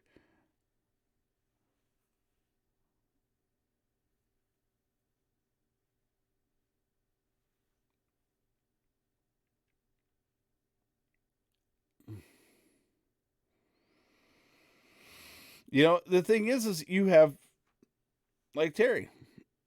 Terry provides a good daycare service. Goes through once a year inspection, things like that. Probably a lot of programs that she could benefit from providing a daycare service. But would be told there's not enough funding. All right, Terry, you have a good day. Thank you for your input, by the way. Greatly appreciated as always. You know, and here's the thing. Here's what I don't understand. Here's what I don't understand at all. Okay. You know, it's like the people who are doing their stuff honestly. People who are, you know, honest day. I mean, my mom was a daycare provider when I was growing up. My mother-in-law was a daycare provider. You know, and those kinds of things. It's like, you know, the stuff that we had to go through, even living in that house, the stuff that we had to go through, our lives were based around that daycare. There were certain things that we couldn't have at the house because of the daycare. And, you know, you listen to a lot of good daycare providers. You know, they shut down because they get harassed the hardest. But then you got places like this who are extorting the taxpayers. Oh, shit. Yeah. Okay. We're making them dirt road dollars way out yonder. Damn. Them holler. Here, let me making them dirt road dollars Son of a bitch. way out yonder. Having them holler. Wax on, hair off. I greatly appreciate that. Thank you very much. We're making them dirt road dollars way out yonder. Having them holler. Damn. Nice.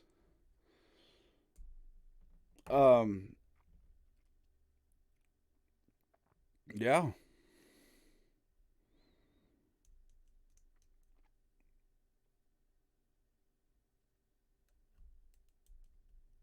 No. Hey, that motherfucker went up another $10. What the fuck? Y'all need to quit that shit. No.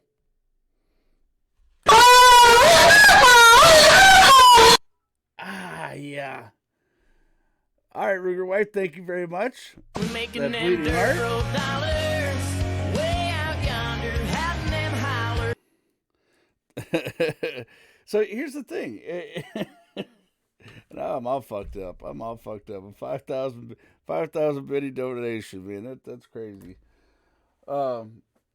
Made my day a lot better though. I appreciate y'all's support, man, every single day.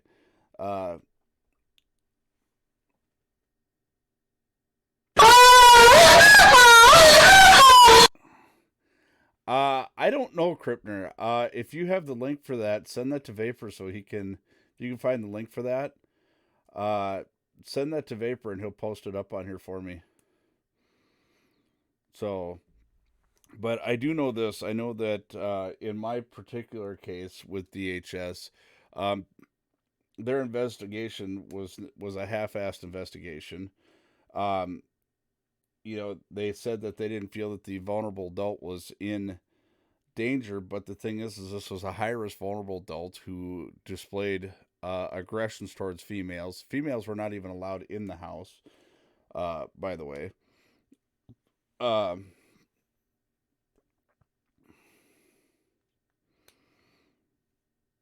So,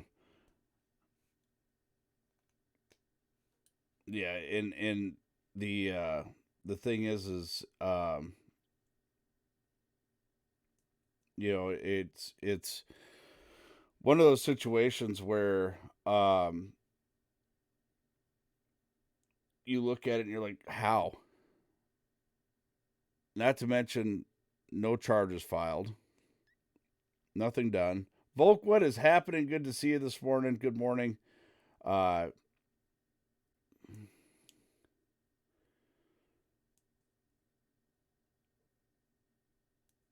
DHS group and tailspins. Nice. Yeah, find me the link to that. Actually, let me look. I got a shit thingajobber over here.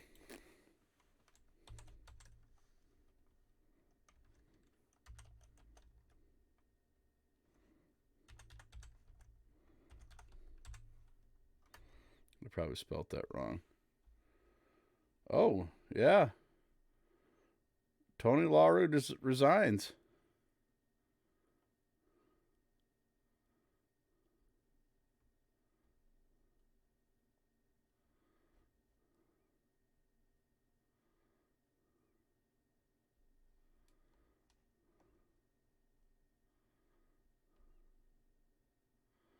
Top deputies quit.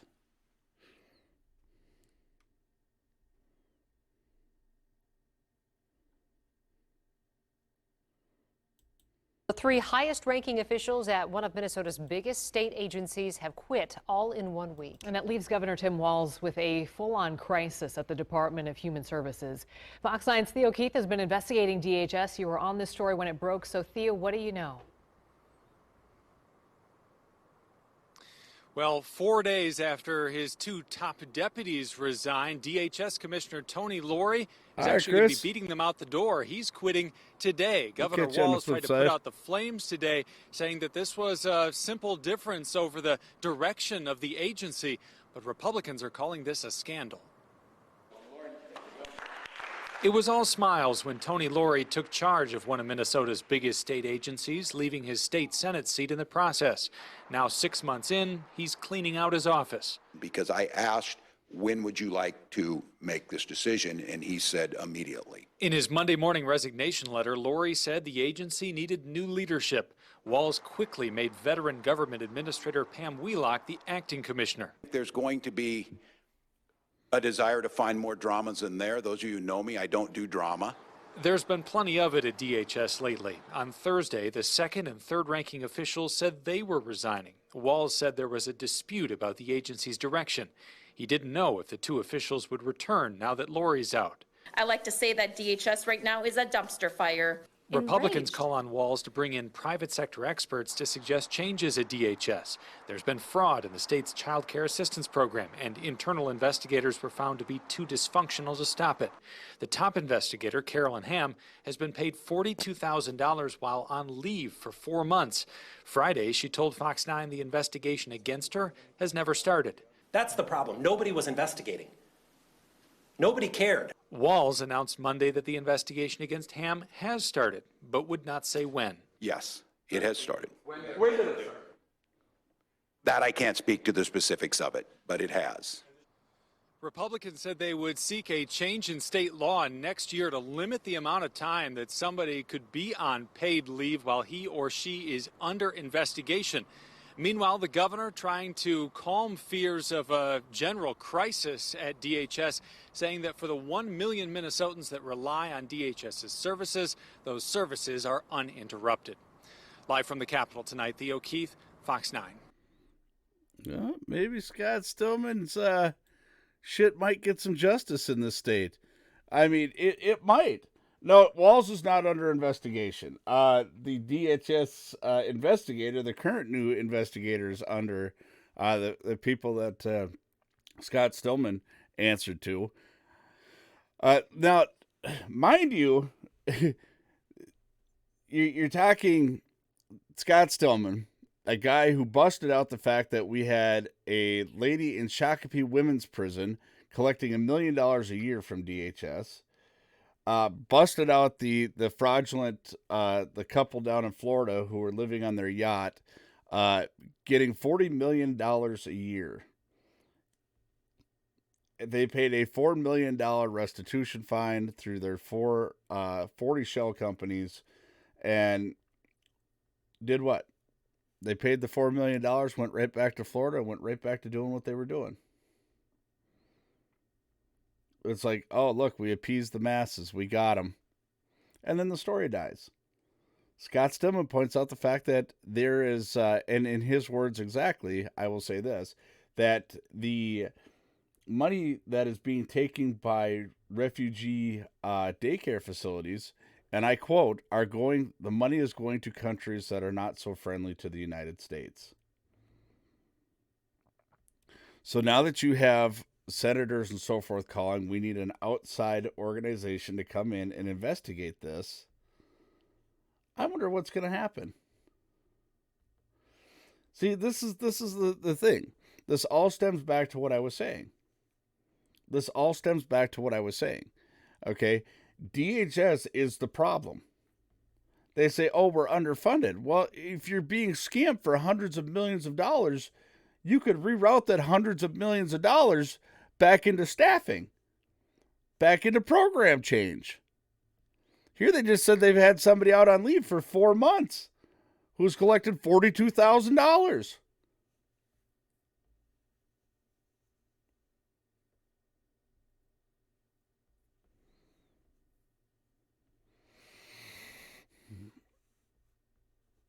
I mean, I'm just saying, what do I know, though, right? I don't know. All right, y'all, we're going to do a coffee break here right quick. We'll be right back. I am going to continue the show for a little bit longer today. We'll be right back. It is coffee break time.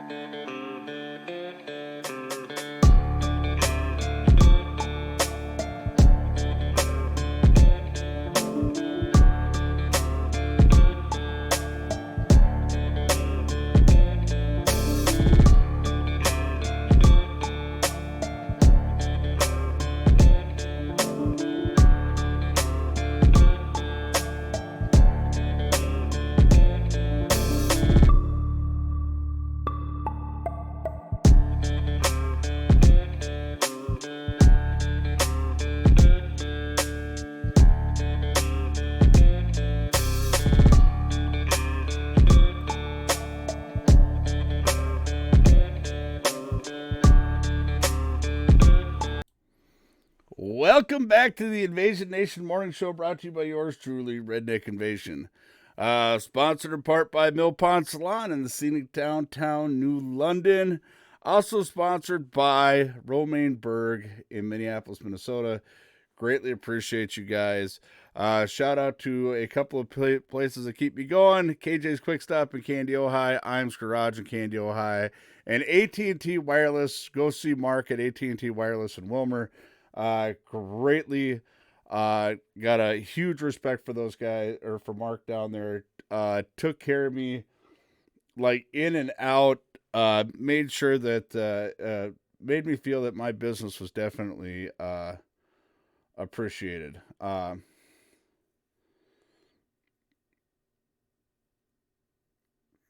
Mark is also looking for staff, so if you have some sales experience or if you want to learn, Mark will teach you. Mark has been in the business for well over 20 years. You know, if you want to learn, this is a good way to learn about technology. Yeah, absolutely, please. I'm always about supporting local businesses. You know that. Jody, it's not a matter. Mark is the type of guy that can teach you and teach you well. Yesterday I went to Walt's Car Wash. That's where I go to wash my truck, is Walt's. I like Walt's.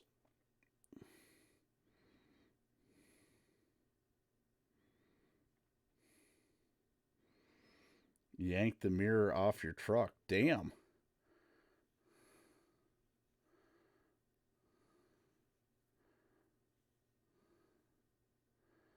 Well, that wasn't a good story. Please tell me they're taking care of it. Very nice. Very, very nice. Yeah. The manager's actually really stellar over there.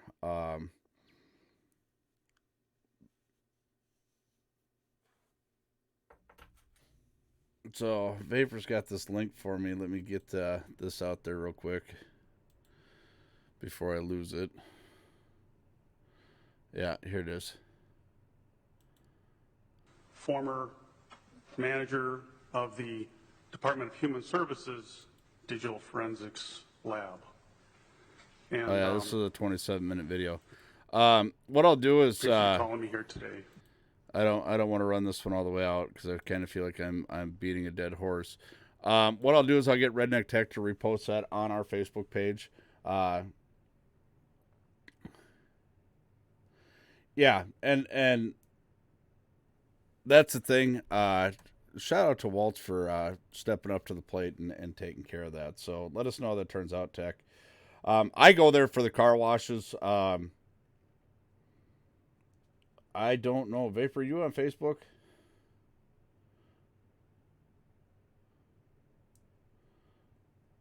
Yeah, we'll repost. We'll get that posted up on the Facebook page too. And of course, my dumbass. I need to rearrange this. This shit's driving me nuts.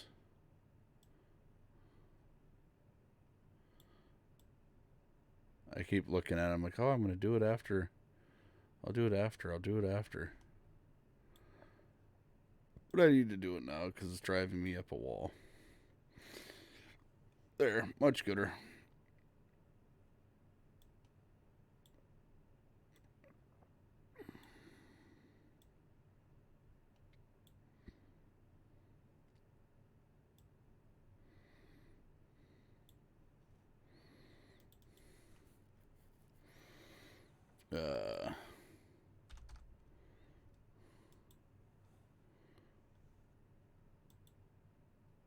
Guys, don't forget to check out the redneckinvasion.org store. We also have new hats coming out. All right. Thank you, Jerry. I greatly appreciate it.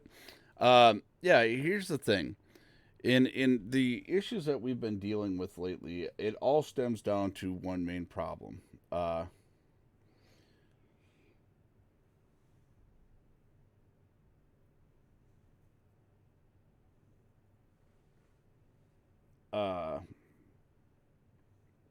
issue that everything that we've been dealing with comes down to the Department of Health and Human Services. They claim that they are understaffed, but yet they're being extorted in this state alone for hundreds of millions of dollars every year.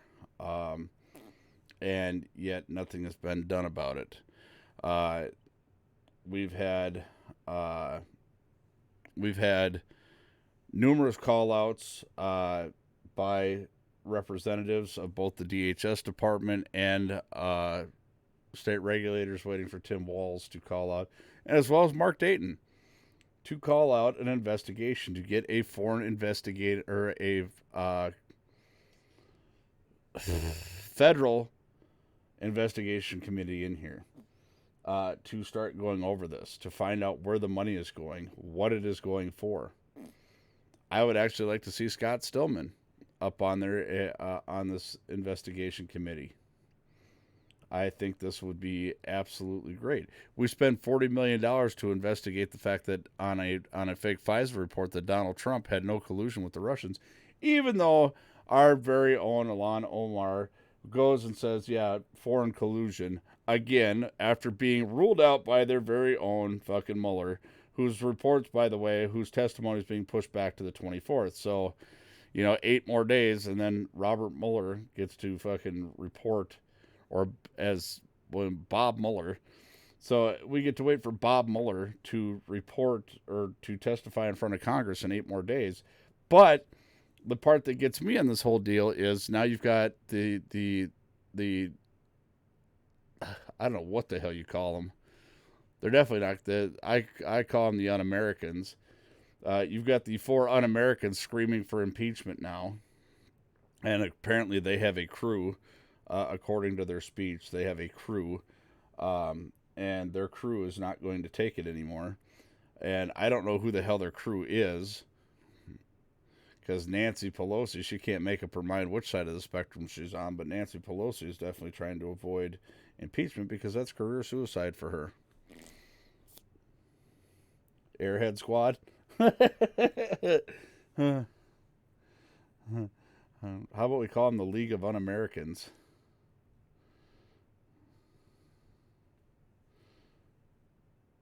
Yeah.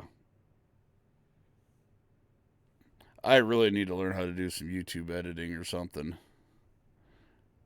Because I was going in on it last night. Those of y'all who missed out last night, late night, I was going through that speech and I was going on it. The League of Anti-Americans. So, but then again, I will get called racist because I don't agree with what they say. But you know what? When all I hear you do is cut down, and then you don't even give the president his respect. So basically, when you say, I'm not even going to call him the president, you basically shit on everybody who voted for him. You shit on everybody who supports him. You're basically telling us that we're nothing.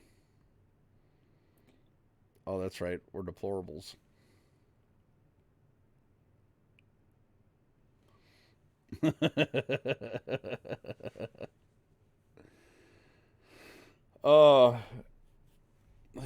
Oh, the dancing dog. That was fucking hilarious. Oh, yeah.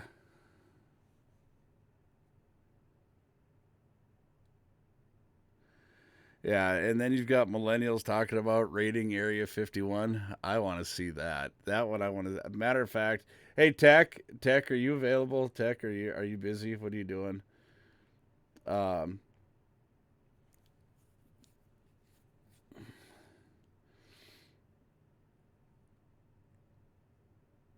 I just got to make sure that I got an idea, but I want to make sure that I'm loving this new setup. By the way, I mean it's our old setup, it's our original setup, but the fact that Tech went in and he did some configurations and manipulations and hey, We need to talk to the powers that be, yourself included. We need standby funds at a moment's notice, because if this raid on Area 51 goes down, I want front row seats. I want to watch this shit.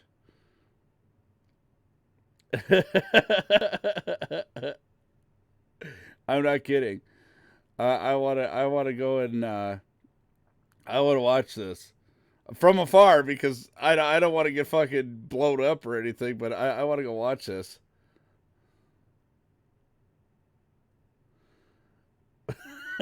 I don't care. Take out a fucking loan, get a new credit card, something. We want a tailgate party at Area 51 at the Millennials raid, goddammit. I just want to watch. I want to watch front and center. I want to watch it. I deserve this. Don't deny me this.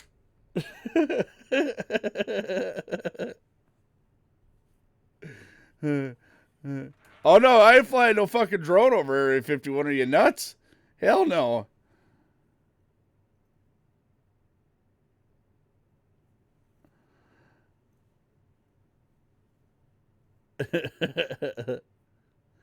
So next year,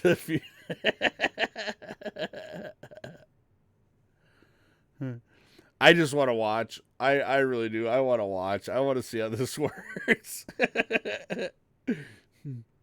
I mean, I got connections, so I mean, in that part, I could definitely pull some strings and say, hey, I just want to come watch. I don't want to cause no problems. I just want to watch.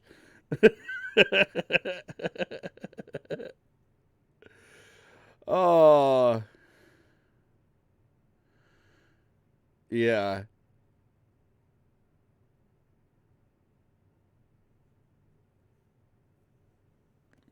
I actually don't mind bad weather. It just sucks for fuel economy.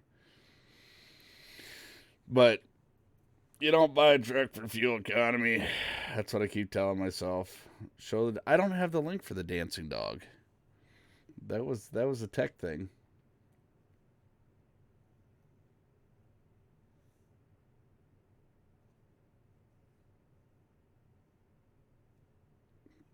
One F-15 coming up, sir. Shall I fire against? I don't think they understand by doing that. When you talk about raiding Area 51, okay, when the direct raid, okay, that is considered an act of aggression against the United States military. That's not good. I just want to watch. Even if they bring out the big water cannon trucks, I just want to watch the crowd control trucks. I just want to watch. I want to listen to them scream for their mom. And then when they're all laying there and they're getting arrested, I just want to go around. Don't worry, guys, I'm on your side. And I just want to walk up to them and go,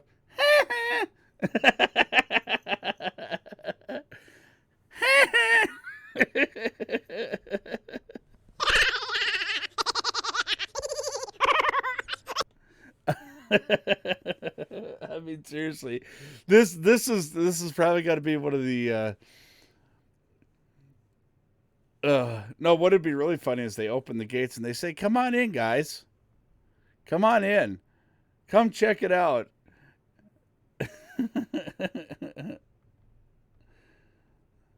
Street lights are coming on.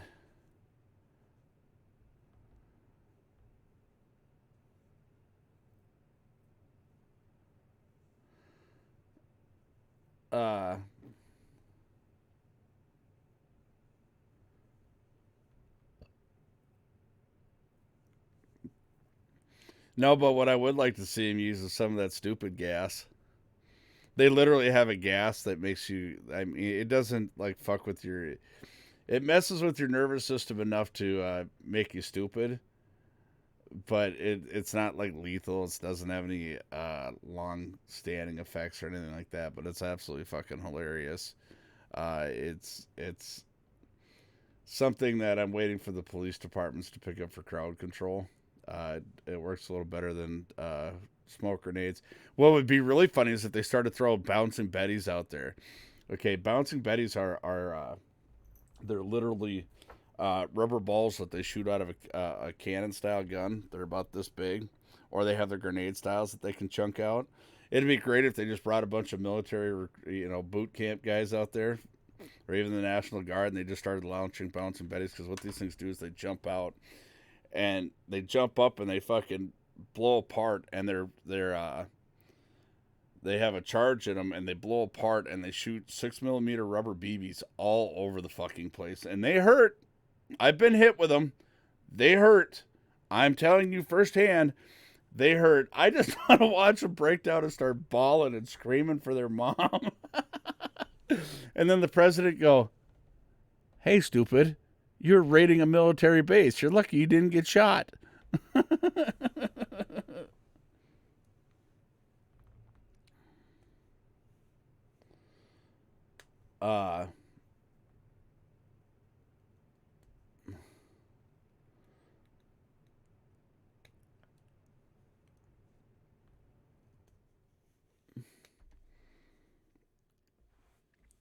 Oh. What do we got now?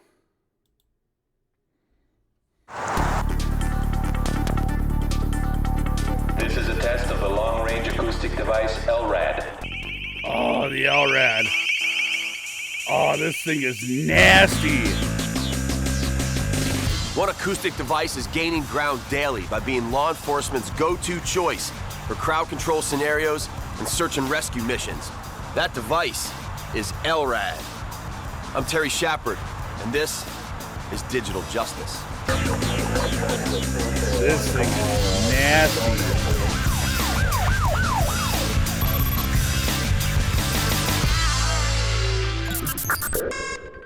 Robert, first question. What does LRAD stand for? Long-range acoustic device. Robert Putnam with LRAD Corporation gives the lowdown on this piece of popular yet contentious technology. With the long-range acoustic device systems, we're able to project voice messages and alarm tones up to distances over to 2 miles. It stays focused in a 30 to 60 degree beam, and by allowing us to do that, the people at the other end absolutely understand the instructions that are being given them, and we can give them the instructions in any language. We have a highly intelligible, very robust product now that's being sold throughout the world to militaries, commercial security, maritime security, and then also for wildlife protection and control. And for law enforcement, they appreciate having a device that really works for communication. Bullhorns just don't cut it. In large outdoor situations especially. So how did this technology come about? The genesis of LRAD really begins with the attack on the USS Cole in October of 2000. Here was a USS destroyer in a Yemeni port. They didn't know if it were fishermen or terrorists that were pulling alongside them until it was too late. They turned out to be terrorists, detonated, killed... And we know what happened. Yeah, we killed, it was bad. Killed many sailors, injured others, caused $1 billion of damage to the boat. And they had all this firepower on board, but they didn't know who these people were, so they couldn't take any action. Well, the whole point with LRAD is it fills a critical gap. How do we determine if they're friendlies or not, if they're not responding to radio calls? And when I got in front of the device, I could immediately hear its effectiveness. This is a test of the long-range acoustic device LRAD. 1, 2, 3, 4, 5, 6, 7. All right, guys, I have to say I'm a little worried walking up here like you're gonna sneak in and turn it back on. Scott, you were the operator on that one. Yes, Thank sir. you. Right off the bat, first impression, I felt like there was a dude standing right here yelling in my ear, but it was really clear. Here you have the back of the head unit where all the electronics are housed. You got the power switch you turn on. Power is activated by the control unit, which you have the on-off position. Right. This is a standard MP3 player, so you can put whatever you right. That's what's gotten most of the interest from people out there on the other side. We really don't look at this as any kind of a weapon, non-lethal or otherwise.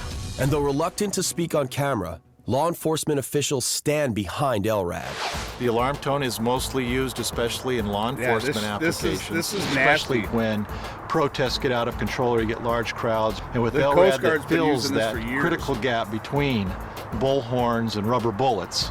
But many groups, including the ACLU, have issues with LRAD. I think LRAD has no place at public events and forums, especially ones that any free speech expression activity is too intimidating, it's too scary, and so chills speech that we want to encourage in a democracy. Are these machines causing any harmful side effects to the eardrums and the senses? Some would say it is possible that they are. So that would be considered torture. My wife had one used on her in Oakland. It was like a kind of psychological torture.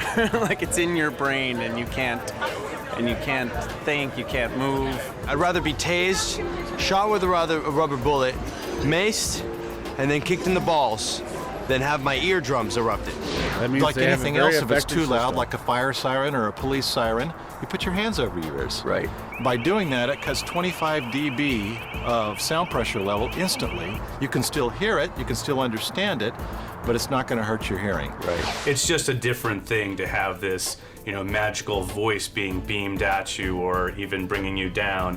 Traditional public order policing has its value. Well, I think you have some people out there, especially during protest situations, who view this as, hey, this is not allowing us to protest or do what we want. We know of one case in regards to the Pittsburgh G20 summit where LRAD was deployed. By order of the City of Pittsburgh Chief Police, I hereby declare this to be an unlawful assembly. And I think that was the first time that a police department had used LRAD in a high-profile event. And what they were interested in is keeping the property damage down and the number of arrests down. That's the bottom line of LRAD.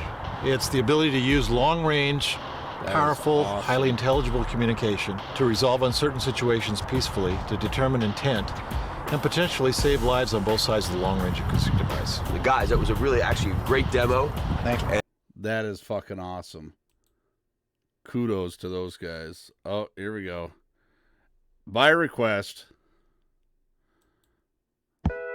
Right now, I just need you to get real loose.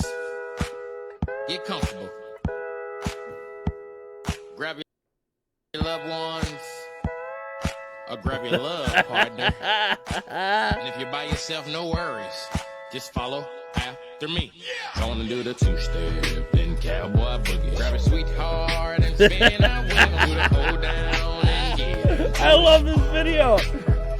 Take it to the left now and dip with it. Gonna throw down, take a sip with it. Now lean back, put your hips in it.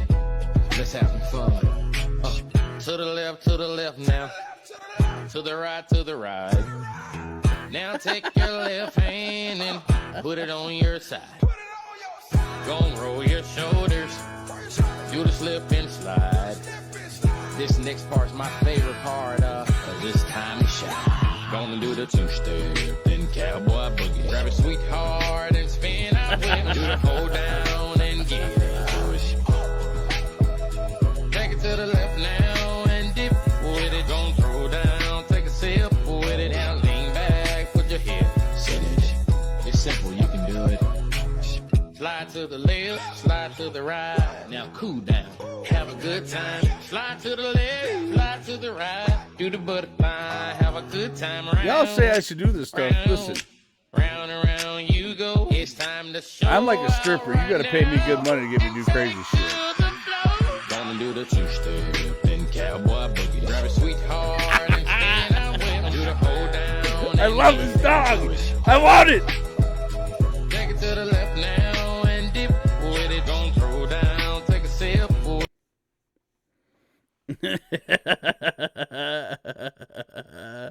I love that dog.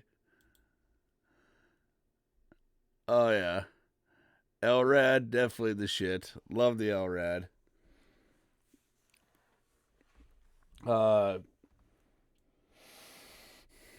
I know here's the thing that they don't tell you. I know that there's Coast Guard, I believe, naval ships are installed with LRAD. And it's a very effective method to non-lethal.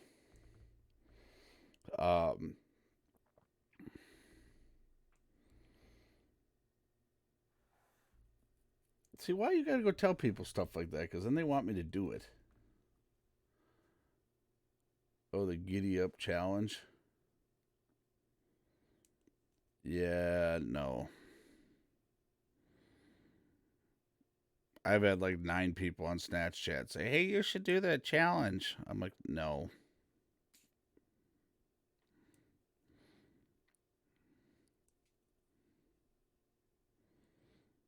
The only one I've ever done is the ice bucket challenge or whatever.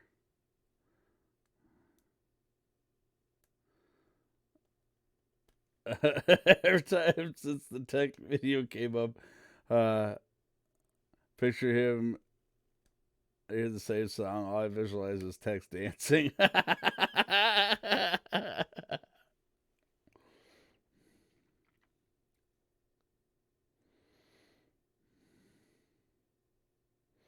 Uh-oh, what do we got now?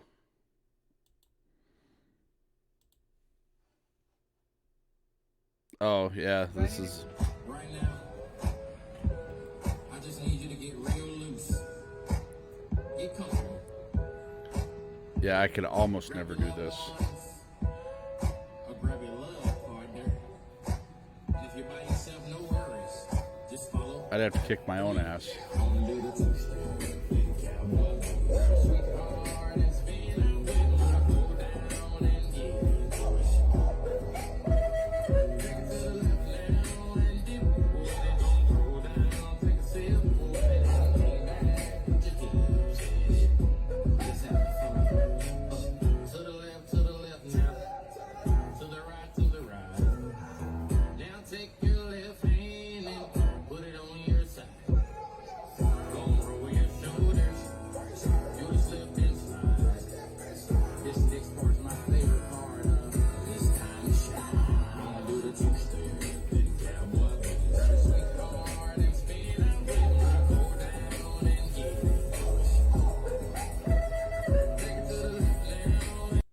Feller's thoroughly messed up. I've been tractor pulling ever since my legs were long enough to reach the clutch pedals. My dad and grandpa collaborated together to build a special pulling tractor just for me. The first time I took it down the track, I went home with the first place trophy, and I've been hooked ever since. I'm ready to share some of my tried and true methods with you so that if you're into tractor pulling and you're struggling by just getting second or third place, coming short every single time, these little tricks that I'll share with you will help boost you into the first place position. In this video, we're going to talk all about a drawbar and hitch system.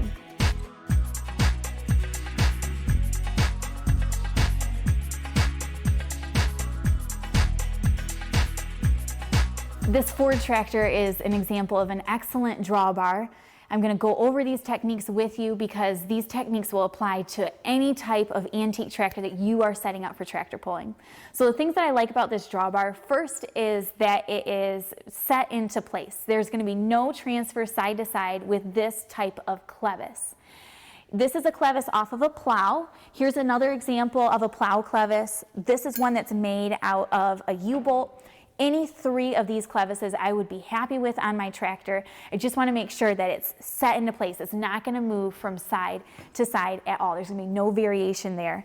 This ensures that my weight is transferred evenly between both of my rear wheels. The next thing about this drawbar is the distance that it is from the back of the tractor.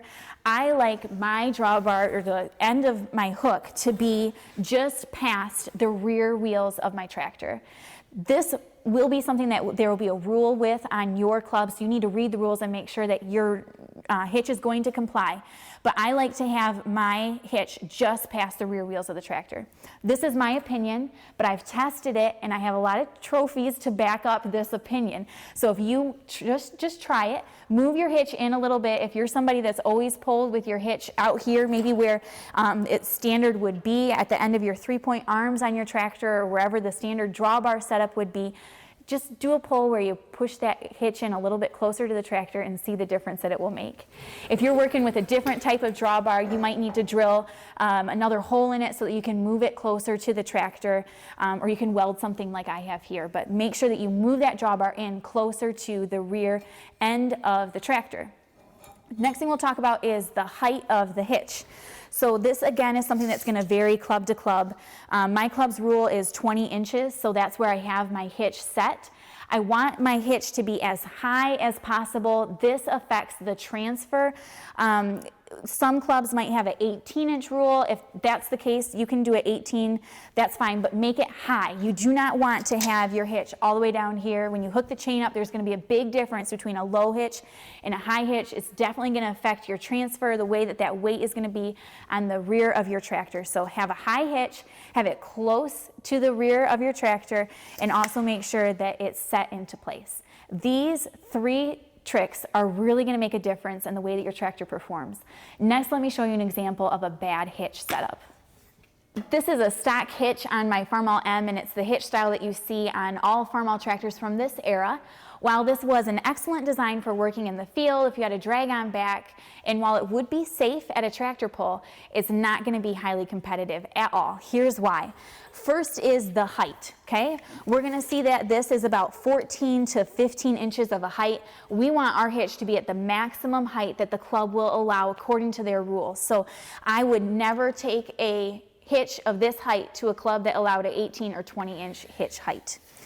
Also, this hitch is not rigid on the clevis here. You can see that this has lots of variation from side to side. It's not rigid at all. Not only on the clevis, but also right here, you can see that you got 2 or 3 inches of play right up here where the drawbar affixes. So this is not rigid, and that amount of variation will give too much weight to one tire or the other. You'll have weight on one tire and be spinning the other, and then you're done. So you have to have an even distribution of the weight on both of your rear wheels. This clevis right here is a more common style of clevis, but when you hook onto it, now your weight is no longer straight onto the clevis, and again, you're going to have that sort of variation that you would have on a clevis like this. So this is not a good hitch setup for tractor pulling on this M. When we take this M to the pull, we put a different setup on it completely, and you will want to set up your tractor with these hitch components. You will notice a huge difference in the way that your tractor performs. It'll take some time and some fabrication. You'll have to really think outside of the box about how you're going to make your hitch safe and comply to all the rules. But when you do take the time, you're going to notice a huge difference in the way that your tractor performs down the track. There, now you heard it. Go get your damn tractor. And back to this guy.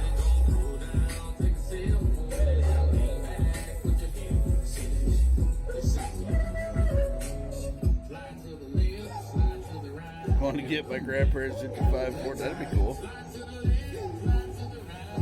I'd like to find me an old 60s International 660 again. I miss that tractor.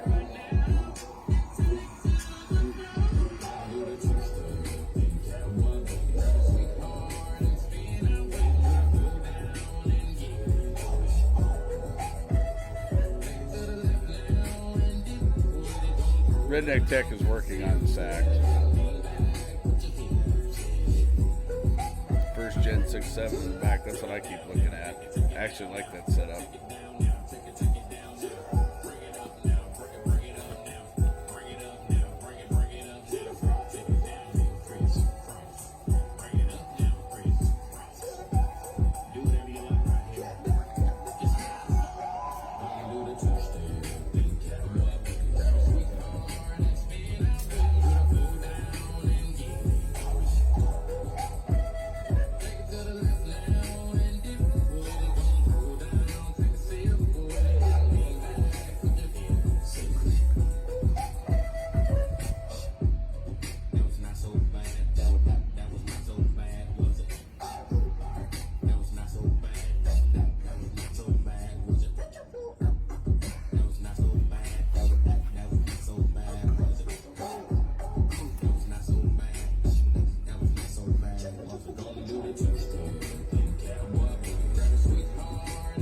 Truck the code word.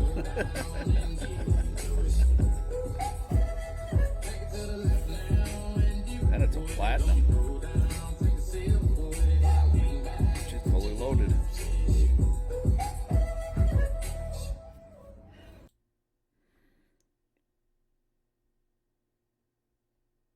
Old Town Remix, what is that? Yeah, I caught a crackhead stealing my stereo last Night on my patio, I caught a crackhead stealing my stereo. Last night on my patio, she put my TV in a sack. My Xbox was attached. She tried to go sell it for a little bit of crack. She's high as a horse, smoking crack, of course. She got it in the back alley with other crack whores. She says she ain't on nothing, but she tweaking on something. She says she ain't on nothing, but she tweaking on something.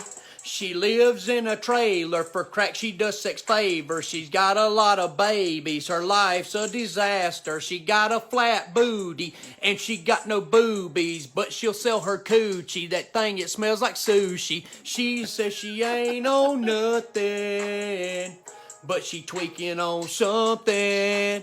She says she ain't on nothing, but she tweaking on something. I caught a crackhead stealing my stereo last night on my patio. I caught a crackhead stealing my stereo last night on my patio. I got a crackhead called the crackhead.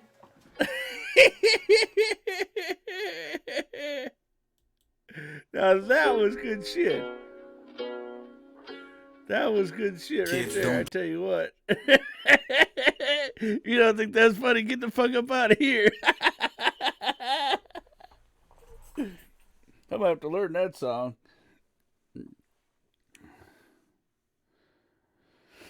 Oh. Wiener fishing video? No, I haven't seen that one yet.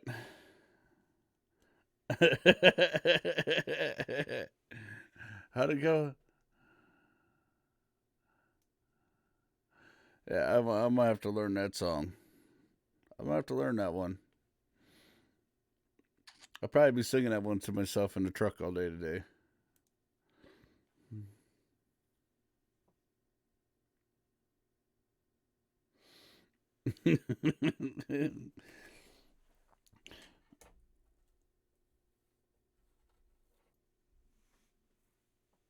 Oh, I don't even know who the guy was. I'll have to look it up.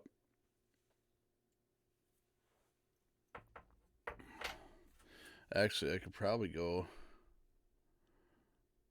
Was that on Facebook? Or was that on my YouTube?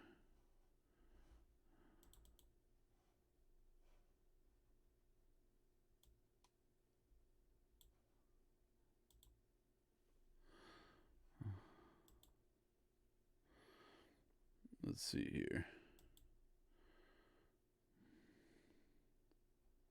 Oh, no, it was on the old Facebook. Damn it.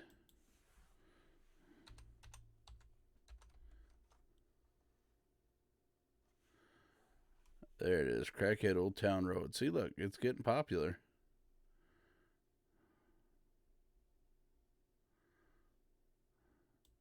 Yeah, I caught a crackhead stealing my stereo last night on my patio. Okay, I caught I gotta learn this song. a crackhead stealing my stereo last night on my patio. She put my TV in a sack. My Xbox. All right.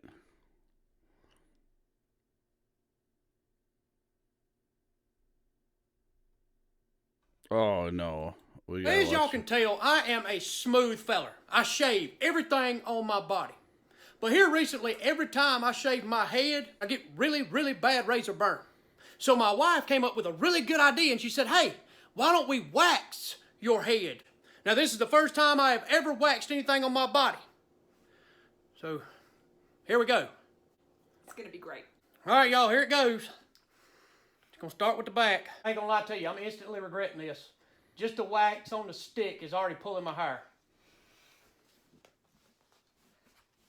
Dude, you gotta be where I can see you.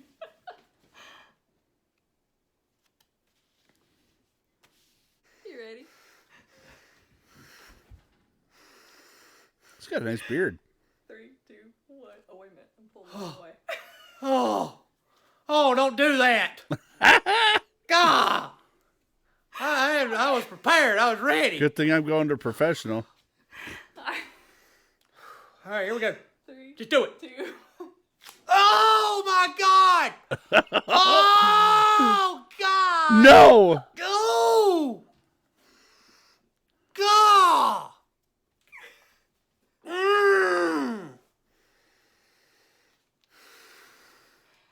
This was a horrible idea. That hurt. Did it even get it? Did it work? I got like half of it. Y'all, I honestly didn't think. What are you doing? I'm trying to get the other half. Oh, no. This is worse than razor burn. We quitting.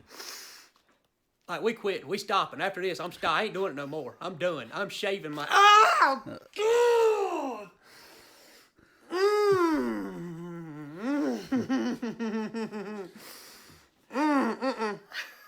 Nope. Nope. I will shave my head. We're not. Oh, God.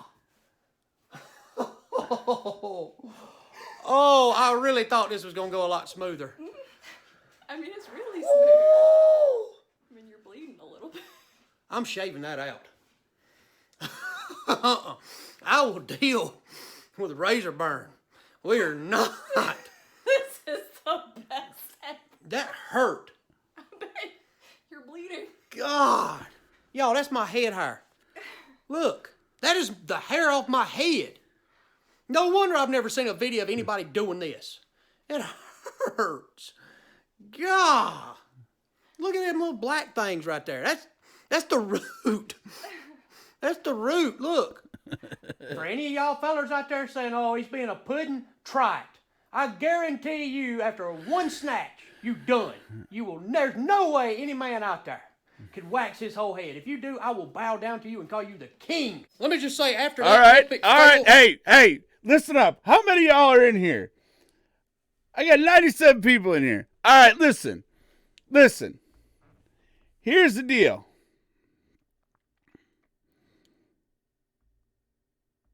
Y'all seen that? Y'all seen the head? Yeah, y'all seen the head, right?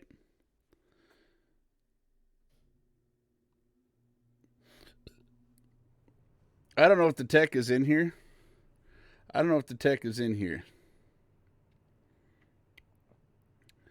Probably not. He's probably got better shit to do. Okay. This is what I will do. Okay? If somebody comes up with a $300 donation for me to go to Street Machine Nationals by tomorrow. Oh, yeah! If somebody does it, I will go in and get my head waxed live on stream. I will go get my head waxed live on stream. Y'all just seen this.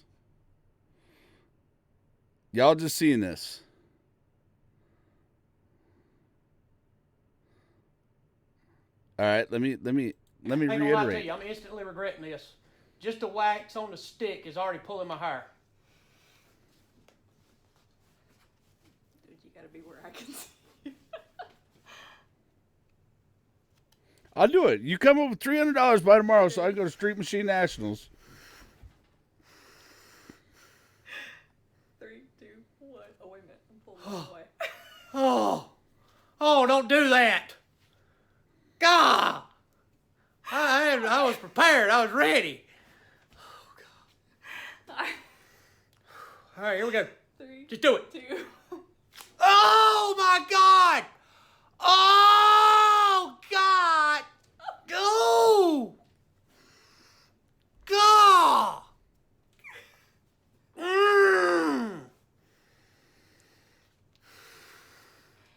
This was a horrible idea. That hurt. Did it even get it? Half of it. Did it work? I got like half of it.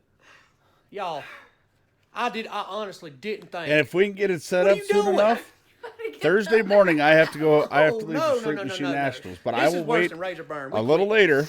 I will go in Right, we if they quit. have We stopping. time After at this, the I'm Mill still- I Pond ain't doing it no Salon. more. I will go I'm in done. I'm Thursday shaving and my- I will get it waxed. God. Live on stream. Nope. Nope. I will shave my head. We're not. Oh, God. Oh, I really thought this was going to go a lot smoother. I mean, it's really smooth. I mean, you're bleeding a little bit. Like, we quit. We stopping. After this, I ain't doing it no more. I'm done. I'm shaving my... Oh, God.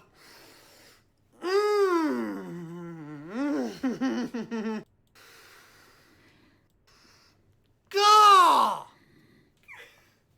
God. Oh, God. Go. God. Yeah. I'm telling you. This was a horrible idea. That Somebody hurt. comes up. Did it even get it? She's like, it got half of Did it. it work? If Mill Pond Salon has time, you have my word. I honestly Otherwise, didn't I will do think. it when I get back. What are you doing? When they have time. Oh, no.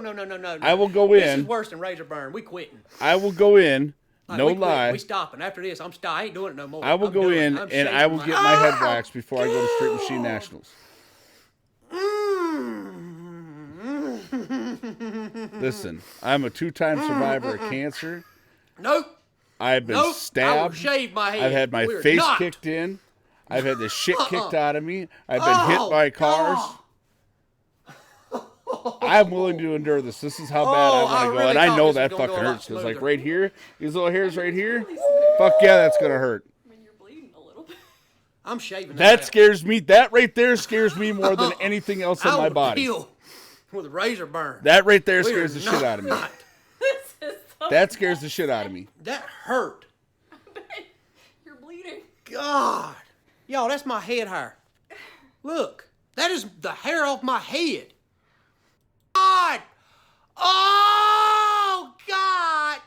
Go. God.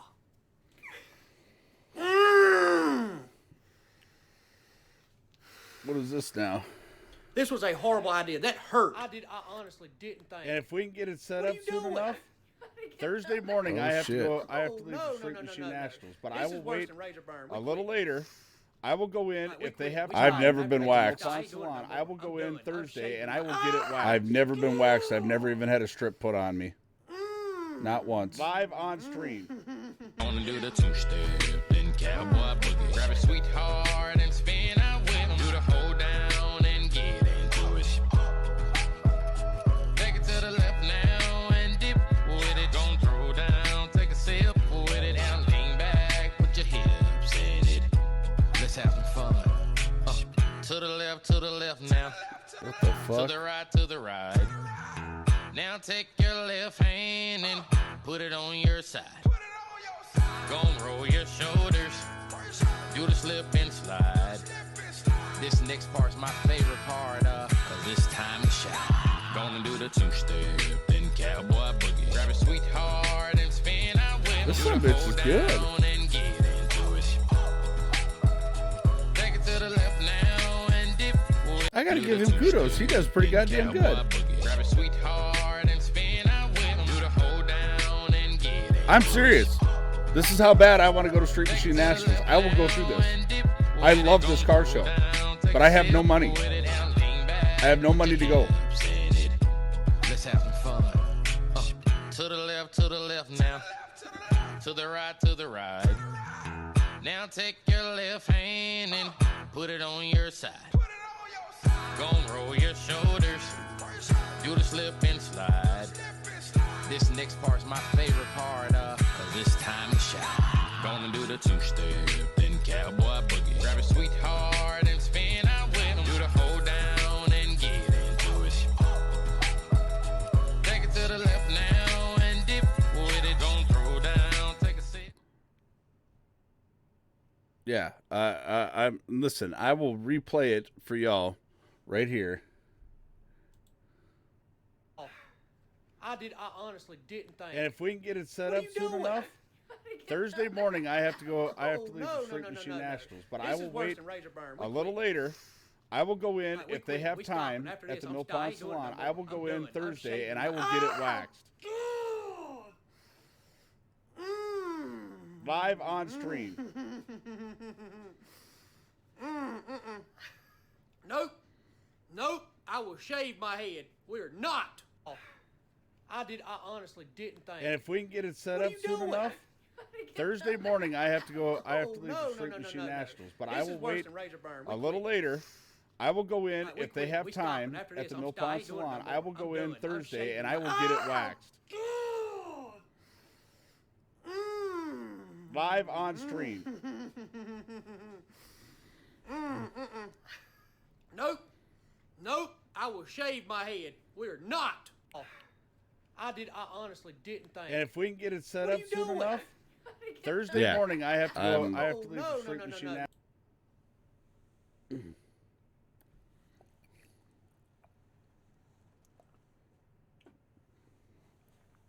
That ain't the thing. Somebody got to put $300 right here.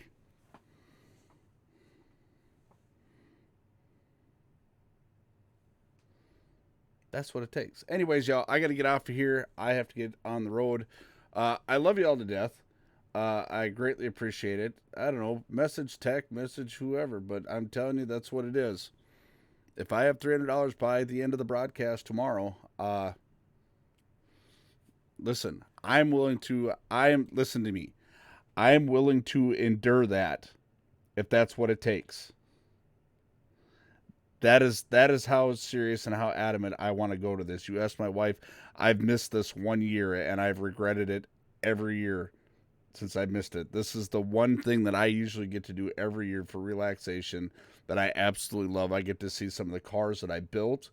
I get to see some of the guys that I used to build cars side by side with. I get to see a lot of neat people.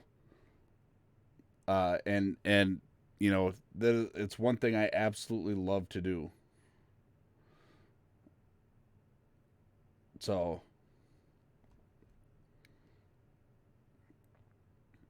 it is what it is, and now you know what it is. So anyways, we will catch y'all on the flip side. Until then, keep them cold, keep the bottoms up. Redneck will holler at you later.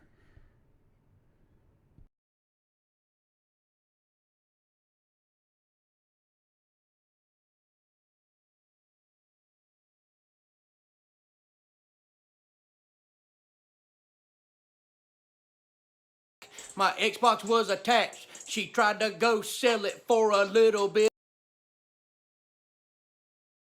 Yeah, I caught a crackhead stealing my stereo last night on my patio. I caught a crackhead stealing my stereo last night on my patio. She put my TV in a sack. My Xbox was attached. She tried to go sell it for a little bit of crack. She's high as a horse, smoking crack, of course. She got it in the back alley with other crack whores. She says she ain't on nothing, but she tweaking on something. She says she ain't on nothing, but she tweaking on something. She lives in a trailer for crack, she does sex favors. She's got a lot of babies, her life's a disaster. She got a flat booty and she got no boobies, but she'll sell her coochie, that thing it smells like sushi. She says she ain't on nothing, but she tweaking on something. She says she ain't on nothing, but she tweaking on something. I caught a crackhead stealing my stereo last night on my patio. I caught a crackhead stealing my stereo last night on my patio. I got a crackhead called the crackhead. Crackhead stealing my stereo last night on my patio. I caught a crackhead stealing my stereo last night on my patio. She put my TV in a sack. My Xbox was attached. She tried to go sell it for a little bit of crack. She's high as a horse, smoking crack, of course. She got it in the back alley with other crack whores. She says she ain't on nothing, but she tweaking on something. She says she ain't on nothing, but she tweaking on something. She lives in a trailer for crack, she does sex favors. She's got a lot of babies, her life's a disaster. She got a flat booty and she got no boobies, but she'll sell her coochie. That thing, it smells like sushi.